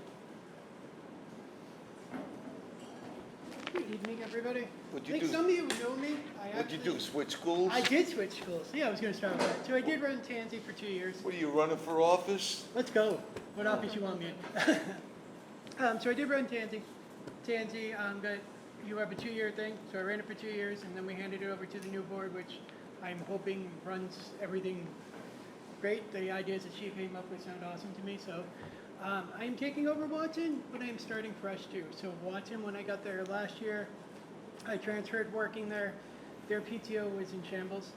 I have started it back up, but it's going to take time to get back where it was. So I now have myself as the president. We did finally get a parent as a vice president who will be taking over for me, hopefully in the middle of this year. So it's more of a co-president so that I can back out of it and just help them reorganize. To fall back on what Letourneau said, the idea of having a district-wide PTO is a great idea. It's a great way for everybody to talk together. Can you introduce yourself so I'm everybody? sorry, I'm Andrew McIntyre. A district-wide, at least just communication where people can talk to each other so that PTOs can reach out if they need help getting resources or stuff like that. So most everything's been covered. The thing I will go back on is Parent Square for people that so we can send our own stuff out, or at least get messages back in, because what I run into, when we were at Tansy, we ran through the community facilitator. She would send them out, and then she would get messages back with questions, and then it would take a little time to get back to us. So if there was some way where we could get the direct questions to us, I just started Watson's Facebook. There's like 10 followers, so I don't know if that's a way that we'll get it, but maybe some way where they can direct the questions strictly to the PTO and not have to go through the administrators is what I would suggest. Just to go back on the field trips, you would ask Morton if they did field trips. So at the elementary level, at least, for Tansy and Watson, we cover, I know at Tansy last year we covered $1,500 per grade, and then anything over that, we would ask the parents like a small donation of $10 or whatever to cover the rest of that. So Watson, they'll be doing the same idea this year. I don't know how much, but you do a set amount, and then whatever we can't cover, we would pass down to the parents of, you know, it would be a $10 for the field trip or something like that. As a quick question, because you're mentioning the community, what was the issue you were having? I'm assuming you're having this when you were at Tansy. What issue were you having with the PTO, like with the community facilitator? So she would post everything out from us, and then she would get the questions. Now, I don't know if you understand, Tansy shares their community facilitator with Watson too. So on the days that she wasn't there, it would take a while. Like it would be 2 or 3 days before we would get the questions that were asked, and then we General questions? Yeah, Okay. we'd post something, and they'd have a question about what was posted or whatever. So it was just that communication took a little longer to get back to us. And so in general questions, but and I know I mentioned it to the superintendent just at the beginning of the meeting. If there are any general questions, there would be a different person you would want to speak to, but I forgot what organization it was, but to their point, direct line of communication should be the principal. So maybe the principals can have the extra responsibility if there's direct line of question, because they'll have all the answers to any questions. So maybe, because, God, if you. I was just gonna mention that the way Parent Square works is whoever posts a message, someone can appreciate, someone can ask, make a comment. Those comments go directly to whoever posted. And you can add a collaborator after the fact, but I don't believe we can add somebody who's not like an administrator, doesn't have an administrative role. So I don't know that we could identify a parent to receive questions. I think what happens is I'll say run the risk, Yeah. just for lack of better words, that you then have an individual who's using Fall River Public Schools communication, who may have a misstep, they miscommunicate something, but they're using our platform. So it looks like it's So coming there's from like a you little bit guys, of a yeah. risk in there, because then who's responsible for misinformation Yep. that goes out using the district's platform? So I think we just have to figure out, another way to close that loop in a way that's much more efficient. Nobody wants to wait 3 days to find out that the money for the field trip is due on Tuesday. But I'm not sure that we have even a mechanism for making a parent one of the, like someone who's not Yeah. an employee, as part of that like collaborative group that can answer messages. I think for, at least my own, I won't speak for the committee, but at least for my own edification, if maybe we could get a tutorial or some sort of, maybe from Director Cabral on how Parent Squared is functioned and how Sure. it's able to function, I think that would help myself be able to understand how it works. So if I ever get a question, or if we ever come to another meeting and we hear the functions of Parent Square, we'd be educated and can give more ideas, suggestions going forward. Just a quick question. Mr. Corey. Does each school have an all-call? We use Parent Square for it, but yes, that's our mechanism for reaching out to all of the families. Yeah. The only thing that I'd say, you said if the principal had a straight line, and that 90% of the time he would know or she would know what's going on, but she may not have all the details to a planning event, which is sometimes what we send the flyers out for, like the parade, So those questions are, stuff like that may not want to go to the principal, and that's why we try to not really work through the principal. He knows everything that's going on, speaking of Tansy, but most of the stuff will go out through the community facilitator so that the principal isn't getting bombarded with questions that he may not know. And the only other thing I brought up, I know you guys in your technology said you were going to change the website. Every school has a PTO button, and I know Tansy gave us access. We could change it around a little so that we could add the when the meetings were and events and stuff like that. If we could look into a way to make it a little easier for PTOs to be able to customize that so that we could put up our meetings are this day, our events are this day. Because I know each school has one, I just don't know who has access to And it. I agree with you, and I've had, before scheduling this meeting, I had some conversations about that. If we can look into, I don't know if we've done it already, but I just said we're gonna be placing a new website.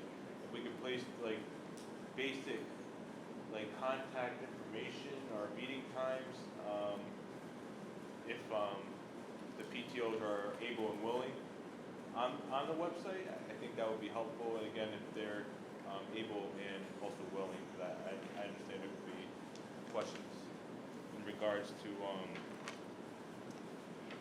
safety and wanting to make sure that only parents may to attend their events. But I think it's something to look into. Do you have any questions for the district? Thank you, Mr. Thank you. McIntyre. I really appreciate it. So I have these are all the PTOs I've listed that responded to our secretary, and thank you, Secretary, for planning all this and putting in a lot of effort into getting everyone here. Is there any other PTO in the building today that hasn't spoken? Seeing none. Okay.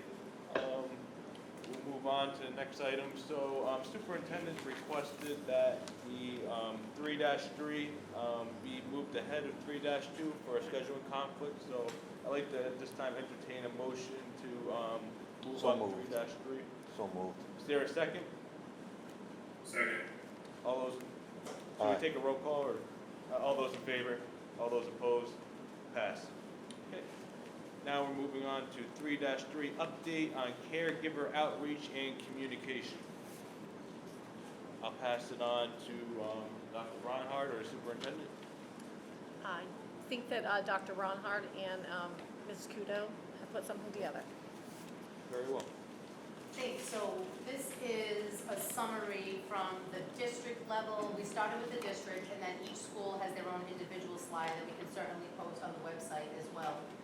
But to really go through some of the engagement efforts that we've had this year and that we've taken, like anything else, when you start listing out all the things you do, you realize, holy wow, did we get a lot done this year. And we made some real strategic shifts and adjustments to some new approaches to trying to engage the community this year. So we're excited to share out with some of those. I'll go between myself and Cindy Kudo, who is our Director of PACE, which is the Parent and Community Engagement Center. I know that most of the community knows PACE as the place to go to register your kids for school, but PACE has grown to become much more than just the place for registration. It actually has turned into a hub for where a lot of our parent engagement and outreach and programming has begun to grow, develop, and we've had a lot of success this past year. So I'm going to turn it over to Mrs. Kudo to speak to some of the engagement and activity-based events that PACE has sponsored across the district in partnership with our schools. So I have to say, from the beginning, we have community facilitators throughout the district that are essential in this work. And until we really, got a community of these facilitators, this work is nearly impossible to get done. So I have to, give a shout out to them. So we start off the year with open houses, open houses at all of our schools. And what we have always tried to do is bring our community resources to these open houses. But what started last year was this hub of reaching out to our community partners so that every school has like a sign-up sheet where our community partners know when these are happening, so they're able to come together to have these community resource tables at our schools. So when parents come in, it's an opportunity for them to really see what our community partners have accessible to them in order to help their students and families. So we Street at Pace, and we've partnered last year with the city. So we also had a movie night. So that was a great success. We probably had over 600 to 700 people there last year. So we're continuing that this year. That will be happening mid-October. So we're in communication with the city and putting that together as we speak. Jeremy High School had Hidden in Plain Sight, which was a collaboration with our district attorney's office. And that was a great event where we were able to educate our parents in what to look for with regards to substance abuse for students. Our annual holiday party, so that's turned into a great success through the years. This is going to be our 4th year. And last year we hit $20,000 that we raised, and that went back to our students 100%. So whatever we raise, we divide it by $100, and that's what we spend on our neediest students, so that they have, a good holiday. Bingo for Books, that's become really successful at our elementary schools. So what that entails is a fun night for students where we play bingo with words. So they're learning to read during this event. Dinner is served for families, and students win books. That's the prizes. And that's always, a fun, great event. We're averaging over 200 participants at each of those events. And those are done throughout the district in our elementary schools. Registration on the go. So that has been something that we've built through the years. This has been our 3rd year doing it. And what we do is we outreach to any community event. So community partners will invite us to whatever event they're having, from events at the park to the Children's Museum to Highland Pediatrics, and we'll set up a table with resources, and we're able to register students throughout the city. So we've gone out to, like Sunset Hill, Father DeFerrio, any events they're having, and we'll bring all of our supplies out there, and families are able to register there. Kick off to summer, so I have them on the back to school block party. We're there, we're able to answer any questions families may have and register students.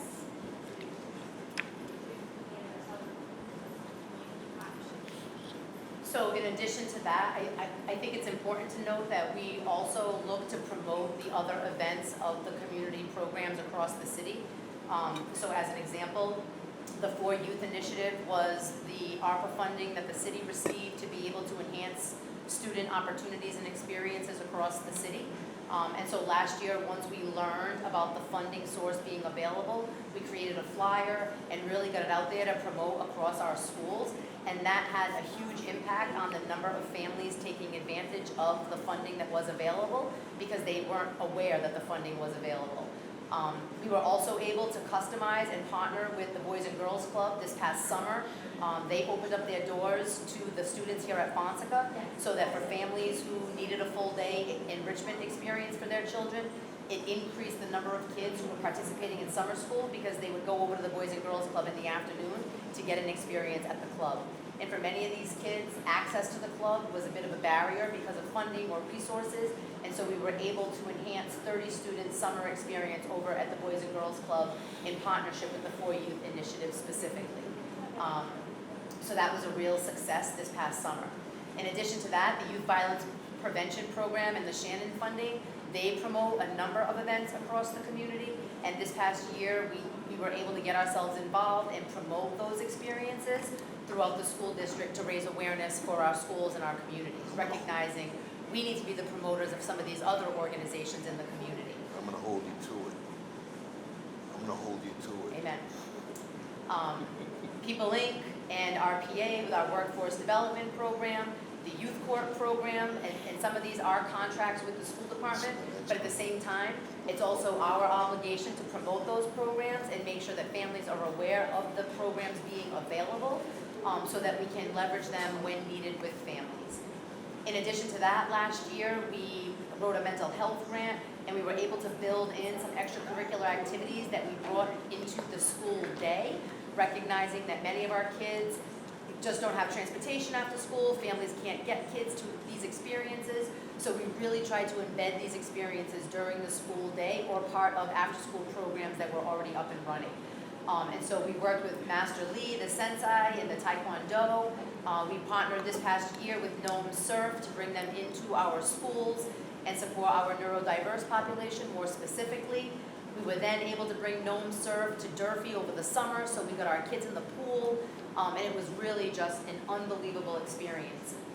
We also met with Jessica Howard from the Heron Educational Center for the Human Spirit, bringing in some meditation and yoga and different experiences for kids that they otherwise would not have had access to. Dr. Barnhart, do you prefer questions at the end, or we can ask questions while you're Sure, presenting? yeah. Just a few.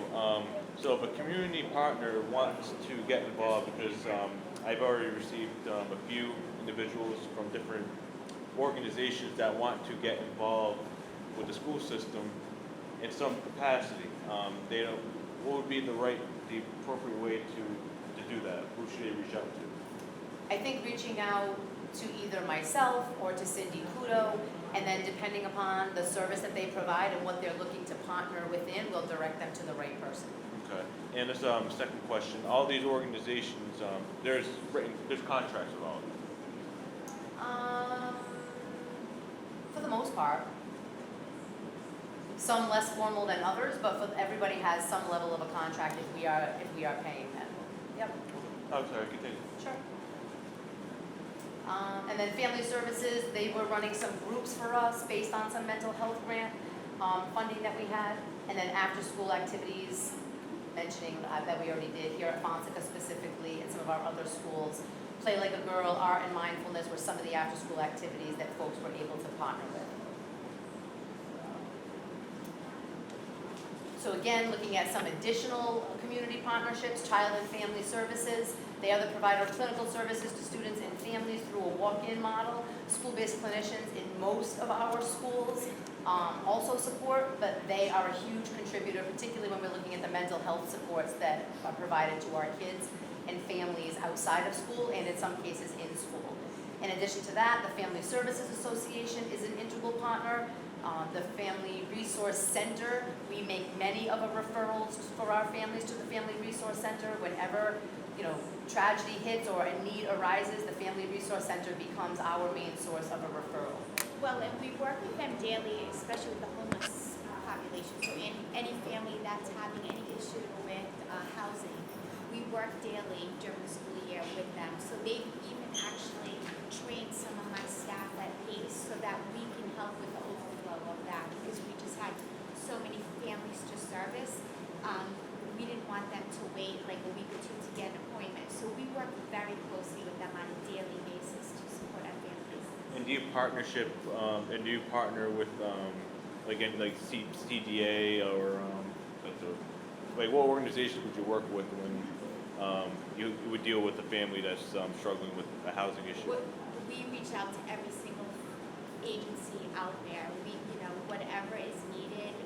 If we hit a wall with one, for example, if a family, we go through the whole process of applying for support through one agency and they don't qualify, we go on to the next. When we run out of agencies and they've been disqualified or didn't qualify for any of them, we're on the phone with Catholic Social Services, Family Resource Center. Did we miss anything? Do you have any other ideas? So we are in constant contact with all of these agencies. We have contacts at the state level that, sometimes we're able to directly speak with the directors so that they can put their eyes on an application right away.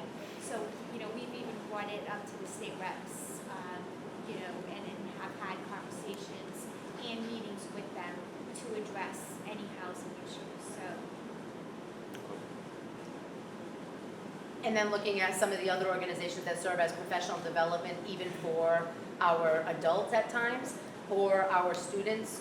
We've got the CAC, they support us partnering in the city of Fall River when allegations of abuse or neglect arise. But at the same time, they have also become one of our key professional development partners, offering a wide range of resources for our teachers as it relates to navigating student trauma, navigating secondary trauma, just as a couple of examples. Even the Riverside Trauma Center, as we've navigated some trauma in the district, we've leveraged the team at Riverside Trauma to come in and provide professional development for our adults as well as for our students. And then there's reoccurring monthly collaborative meetings. I think that is the number one thing that is just amazing about our city, is that we've got a very collaborative community. United Neighbors is a leader of this collaborative work for us, hosting a number of monthly sessions and partnering as a lead coordinator for these monthly initiatives. But there are monthly meetings that go on to really bring all of the community partners and agencies across the city together monthly. And there's representation for the most part monthly at these meetings, so that we're all staying up to speed on where the needs are, where the resources are, and how we can access them or contribute as a resource as needed. And we've seen continued growth in that partnership and our communication this past school year specifically. If I just have a really quick comment on the last slide in regards to the crisis management. At my school, Bridgewater, if there's ever a question or concern about the well-being of another student, there's a central line and a team that's formed that can help with any issues that may arise there. Maybe mental health concern, but that's usually what it's based around. Do we have anything like that? But if another student has a concern of another student, say they come in, they're not acting themselves, what would be the point of, is there any point of contact? So they would go to their school adjustment counselor, that's usually, they go right to the adult. I mean, they could go to any adult in the building, but whatever adult they go to will bring it to the school adjustment counselor, who will then, most of our school adjustment counselors are licensed clinicians, so they are trained to do the initial screening, and then if it needs further screening, we reach out. We have a partnership with our crisis team at Child and Family Services.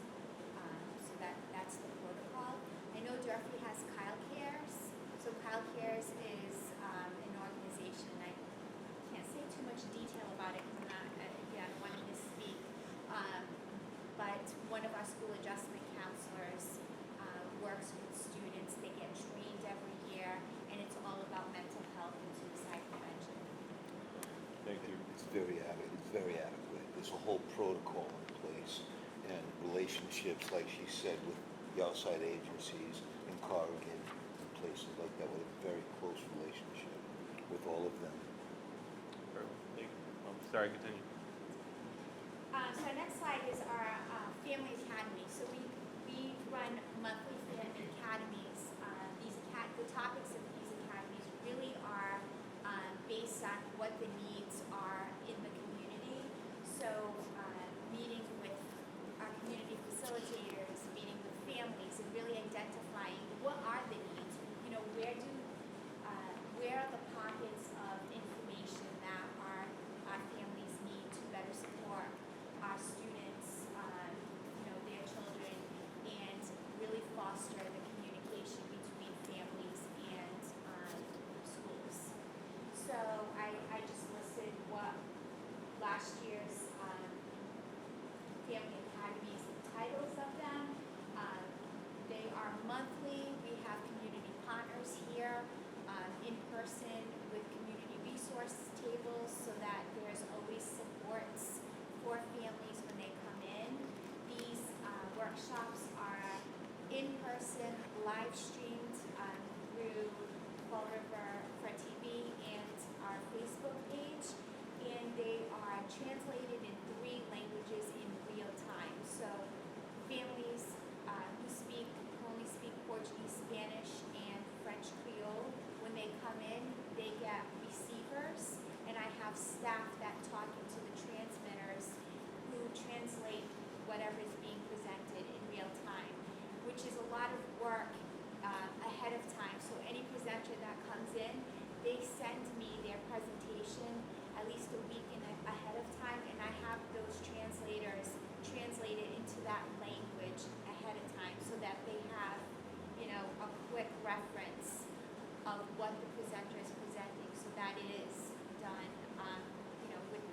much efficacy as possible.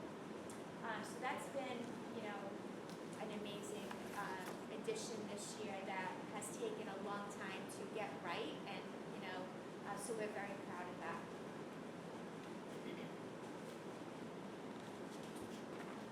So family supports at PACE.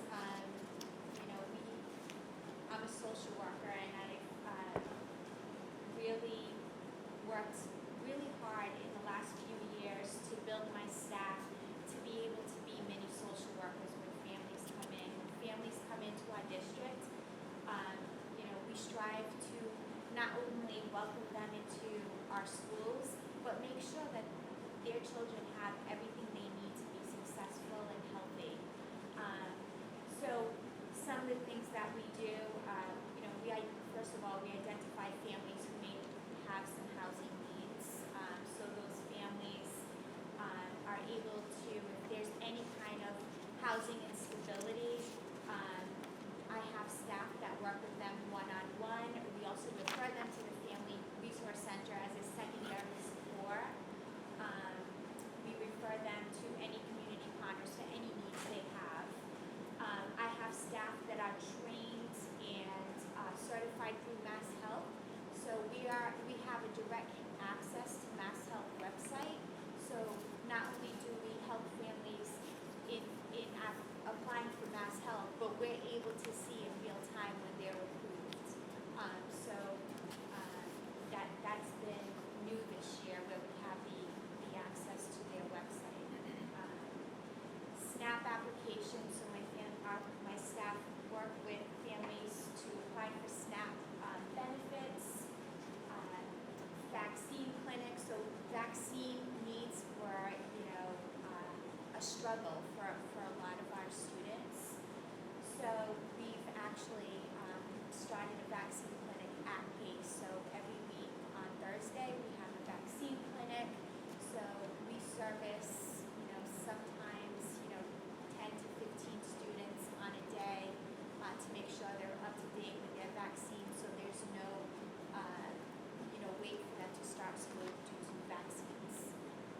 I talked about the housing application supports, set up students with doctor's appointments. So we have a lot of partnerships with our community doctor's offices in order to have, to set up our kids with appointments before they leave PACE. They have their appointments. Mr. Ford? Cindy, with the housing application supports, is that for Section 8 housing with the Housing Authority? It's For everything? So we go through everything that a family might qualify for. We apply so that they have, they could apply, they could get it, and if it's not the right fit, that's fine. But we offer them the opportunity to apply for everything that we know of that's available. And have you developed a good relationship with the Housing Authority? So we can call them and, whatever we may need, are they missing anything? Yeah. Absolutely. Good. Thank you. I yield. Thank you. And I'm just going back to the translation of the meetings. I guess what would be, besides English, what would be like the top 3 languages in the district? Do we have that? Yeah, it's Spanish, Portuguese, and French Creole. French Creole, okay. Do we have a big number of Khmer population? Not anymore. But I do have a Khmer-speaking staff at PACE for those families, but it's dwindled, the need for it. Thank you. I yield. Sure. So we have some basic supports for families, especially those who are considered Pinto or homeless, so that their student walks out of PACE with all the essentials that they need to start school, from backpacks to clothing to shoes to toiletries. They walk out of there ready to start school with all their basic needs met. Translation supports.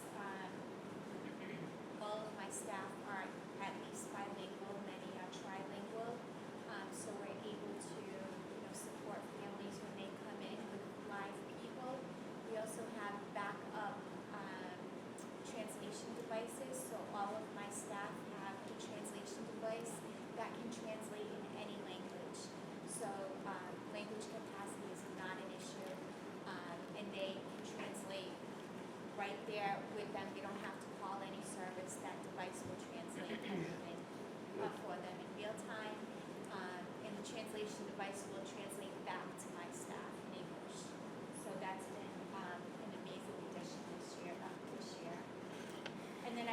about registration on Go, just, taking away the barrier of families having to come into PACE. So we go out to any community events, that we're able to, and we are able to register on time. Any questions? No, so that was very thorough. That was extremely thorough, and I'm really pleased to see that we reach out with so much of this service. It's really good. I'm especially pleased with the live stream upgrade, to your department. That's really cool. That brings everybody right into real time. So that's cool. Sounds good. Just a quick question on the live stream, and that is a great program. So, and I have seen it on the Florida Educational Television. Could we possibly expand that to subcommittee meetings as well? Like our normal school committee meetings are taped.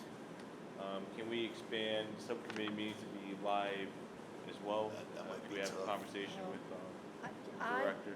Sure, I don't know, I don't know where the difference lies, so why one is a live stream and why one is, I don't know what that is, but I think it's something certainly that We can could look be into it. discussed with the committee, sure. Sure. And just secondly, I'm going back to the homelessness issue.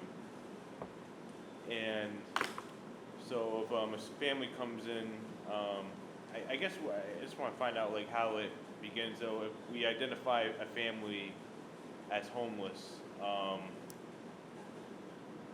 do you find out? Yeah, first, how do you find that out?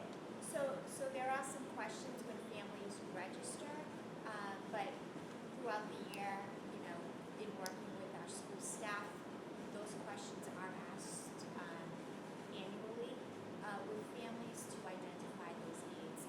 So typically during the school year, it'll come to us through community facilitators, through school adjustment counselors.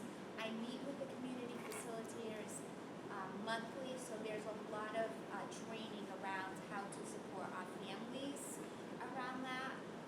But they reach out to me, anytime with families' needs, and we're able to connect them Okay. with whatever service they need. And if we have a family who might be struggling with housing, coming from another community to maybe a Fall River homeless shelter, would they be under our jurisdiction?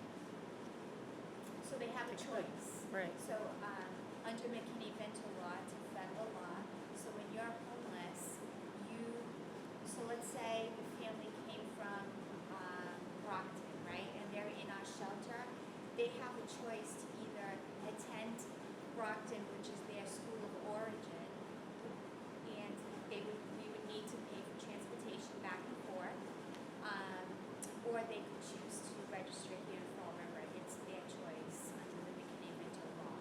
So up to an hour, they could be transported. Okay. And have you noticed within the last few years that number increasing? Absolutely. I have no question. Was that the end of your No, presentation? just a couple more things, if we could. This is last year, in September, we noticed that there were many competing events across the city with our community partners. We were literally wanting to send some staff to some events, but we were hosting our own events, literally as a district. And so in partnership with the School to Career Community Partnership, again, United Neighbors was central in helping us get this up off the ground. In working with Deb Sardino, and PACE, we have now created a community calendar right on the Fall River Public Schools website.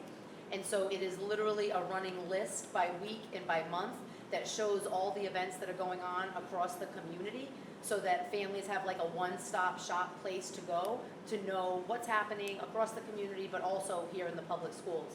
So we've seen a lot of folks taking advantage of this over the last school year specifically. We've done some promotion of this site, but it's really gotten off the ground, and now our community agencies are in a good rhythm of sending us the flyers, we get them updated, and it has become really a great resource and a hub for anybody looking for what's going on in the city of Fall River. So we are really proud of that effort last school year. And then, go ahead. Family empowerment. So we have seen through the years an increased need for ESL classes for our families. So this year we have sessions for our families, for our parents, adult ESL classes. So we started with 2 classes, running 2 classes starting in February, and we had 80 participants, 40 per class. These classrooms were packed. We also we host them here. With adults? Adults, yes, but we also offered childcare for these families. So while the parents were in class, we had staff and Durfee student volunteers who needed community service. We would, provide free childcare to these families. So they're 8-week sessions, 2 days a week. So we graduated 80 from session 1 after the first 8 weeks, and it was such a success and such a huge waiting list. So we doubled it to 4 classes the next session.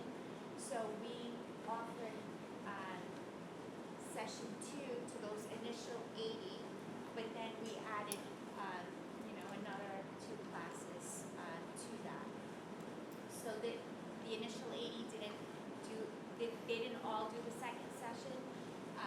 So we had some of those do the second session, and then we had new families for that who did session 1, well, part 1 in session 2. So we had 4 classes. We again provided childcare to those. So it was a huge amount. At the end of each session, we had a huge party where families came and graduated with their certificates. And then this summer, we added another 2 classes with no childcare, just for. Just have a quick question. I'm gonna pass it off to Mr. Corey. What certificate what do they get at the end of this program? Is it Well, I mean, it's really just, certificate of completion from Fall River Schools. They really worked hard, and, we just wanted to celebrate their commitment. So many of these families worked all day and, just came here right after with, this real passion to learn our language, right? So we just wanted to come together and celebrate them. So it's really just a certificate from Fall River Schools, congratulating them on their accomplishment. But I think it's also important to note that the piece that I took away from this was certainly all that Cindy just noted, but it was the community that was developed among the adults that were sharing something in common around learning the English language, learning how to connect with the school department, and there was so much power in that community of over 200 adults who have many competing priorities, but they put their interest and they put their time in to join us, to learn English, so that they could survive in the community and be more literate in our community. And actually, we developed relationships with them because we were spending so much time with them. So they actually, really gave us some insight on what some of the needs were for our family academy nights. So we were able to bring in different resources from throughout the state to support them as well. So that was a great addition to that. The other piece that, just naturally happened that we weren't planning for, but were pleasantly surprised, was to see how they built community within each other to support each other. So they actually were taking turns bringing each other's children to school, like just really working out like that community that we're lacking sometimes, right? In helping each other raise each other's kids. That was. Mr. Corey? Yeah, so as far as those adults are concerned, Cindy, in your sessions, is there a waiting list to get in? Yeah, so there was a waiting list. There is a waiting list. So that speaks solely to the demographics and the influx of what's coming in and what we're dealing with. Absolutely, and we've actually had, partnering cities who have reached out to try to mirror what we're doing here. Actually, the state has asked us to present what we're doing to districts throughout Massachusetts because of the amount of families that, we were able to service in such a short amount of time. We knew there was a need, we didn't know how much of a need and how dedicated they would be. They were here every single day. Like, the attendance blew me away. I really didn't expect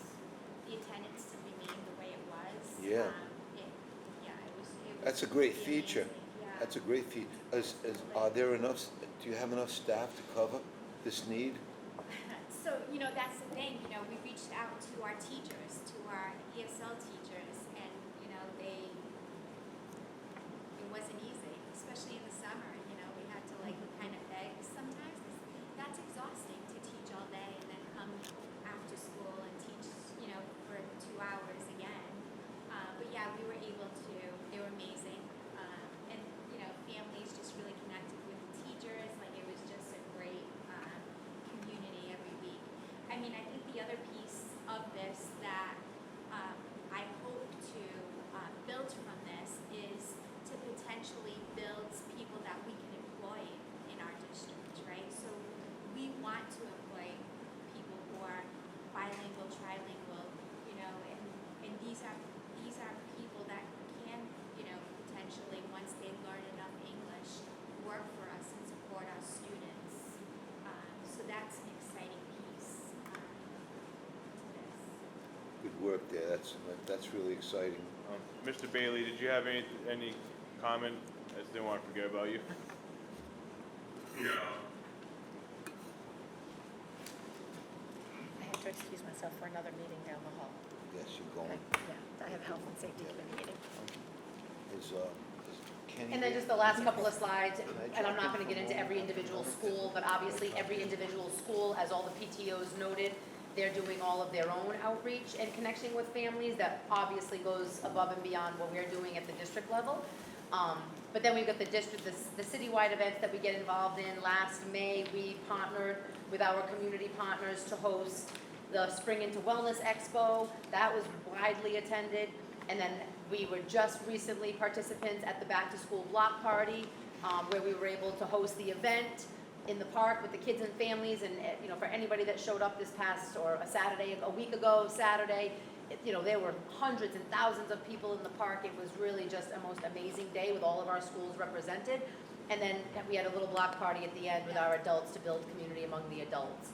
And then every slide thereon will just show the different events that schools are doing and partnering with, as a little bit of a sampling of what they've got going on to build community and parent engagement in their schools.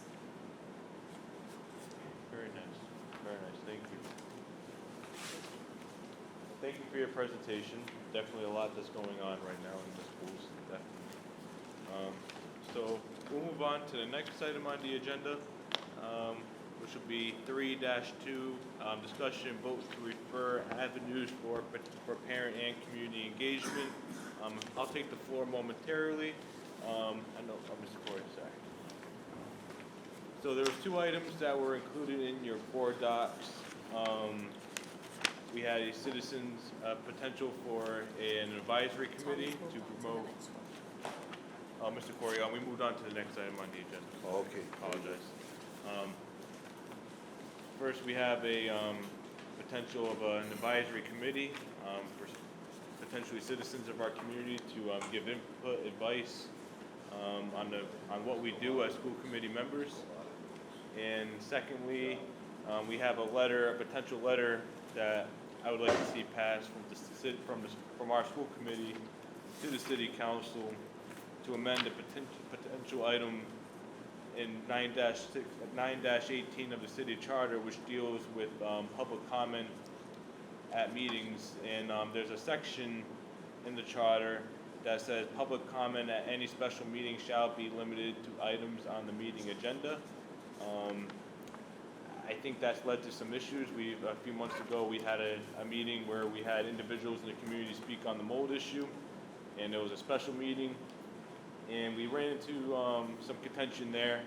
I think we should, any possible way we can, expand citizens' input, and I think, especially what happened, asking the city council to take a look into this, I think would be a good thing and be something we could do that's transparent. I would ask that the committee forward both these items to the full committee to have debate and discussion. If there's anything you'd like to see potentially changed or have any suggestions or comments, we could talk about it here, potentially send it amended. However, I'm looking to refer both these items to the full committee. I just don't know enough about it, Mr. Dias, as to be able to recommend it to the full committee after I would need to have due diligence in order to understand what it's, in regard to this subcommittee's referral to the full committee. It doesn't have to do specifically with parents, although it could improve the overall scope of parent involvement as one of the results of this. But I just don't know enough to say I'm going to refer it to the full committee without having enough time to look at it myself. So what do I do? That's up to you, Mr. Corey. Again, we are the parent and community outreach, not just parent, also community. These items have to do with the community and also parents if they have a question or concern. I mean, you can always vote no at the full committee if it's referred. I've seen it done before. Sure. I voted. We'll do that. I'll do that. So Just a quick question, obviously, Sure. are we just speaking about like duration and time that citizens get to speak at citizens input? Yes. In regards to the letters, so under our city's charter, if we have a school committee special meeting, citizens' input can only pertain to items that are on the agenda, nothing else. Yeah. You were there when we had individuals that wanted to speak about the issue with mold, but that's just one example. There could be anything that can come in between meetings at a special meeting that might be pertinent for the community to hear. And it's just to give the community the option to go to citizens' input and not be hampered down by an item, by in my personal opinion, an obscure rule in the charter. And this is just that the school committee, this isn't changing anything. This is just a school committee taking the official stance. I agree, motion to refer. Motion to refer. Okay, we have a motion to, and is that referring to both items? Both items. Okay. We have a motion to refer both items to the full committee. Is there a second? I'll second it. There's a second. Take a roll call on that. Mr. Bailey? Mr. Dias? Yes. Mr. Corey? Yes. Do we have any new business? I believe we're on new business now. Do we have any new business to come before the full committee? Hearing none, can I entertain a motion to adjourn? So moved. Is there a second? All those in favor? Aye. All those opposed? Motion, a meeting adjourned. Need to get it.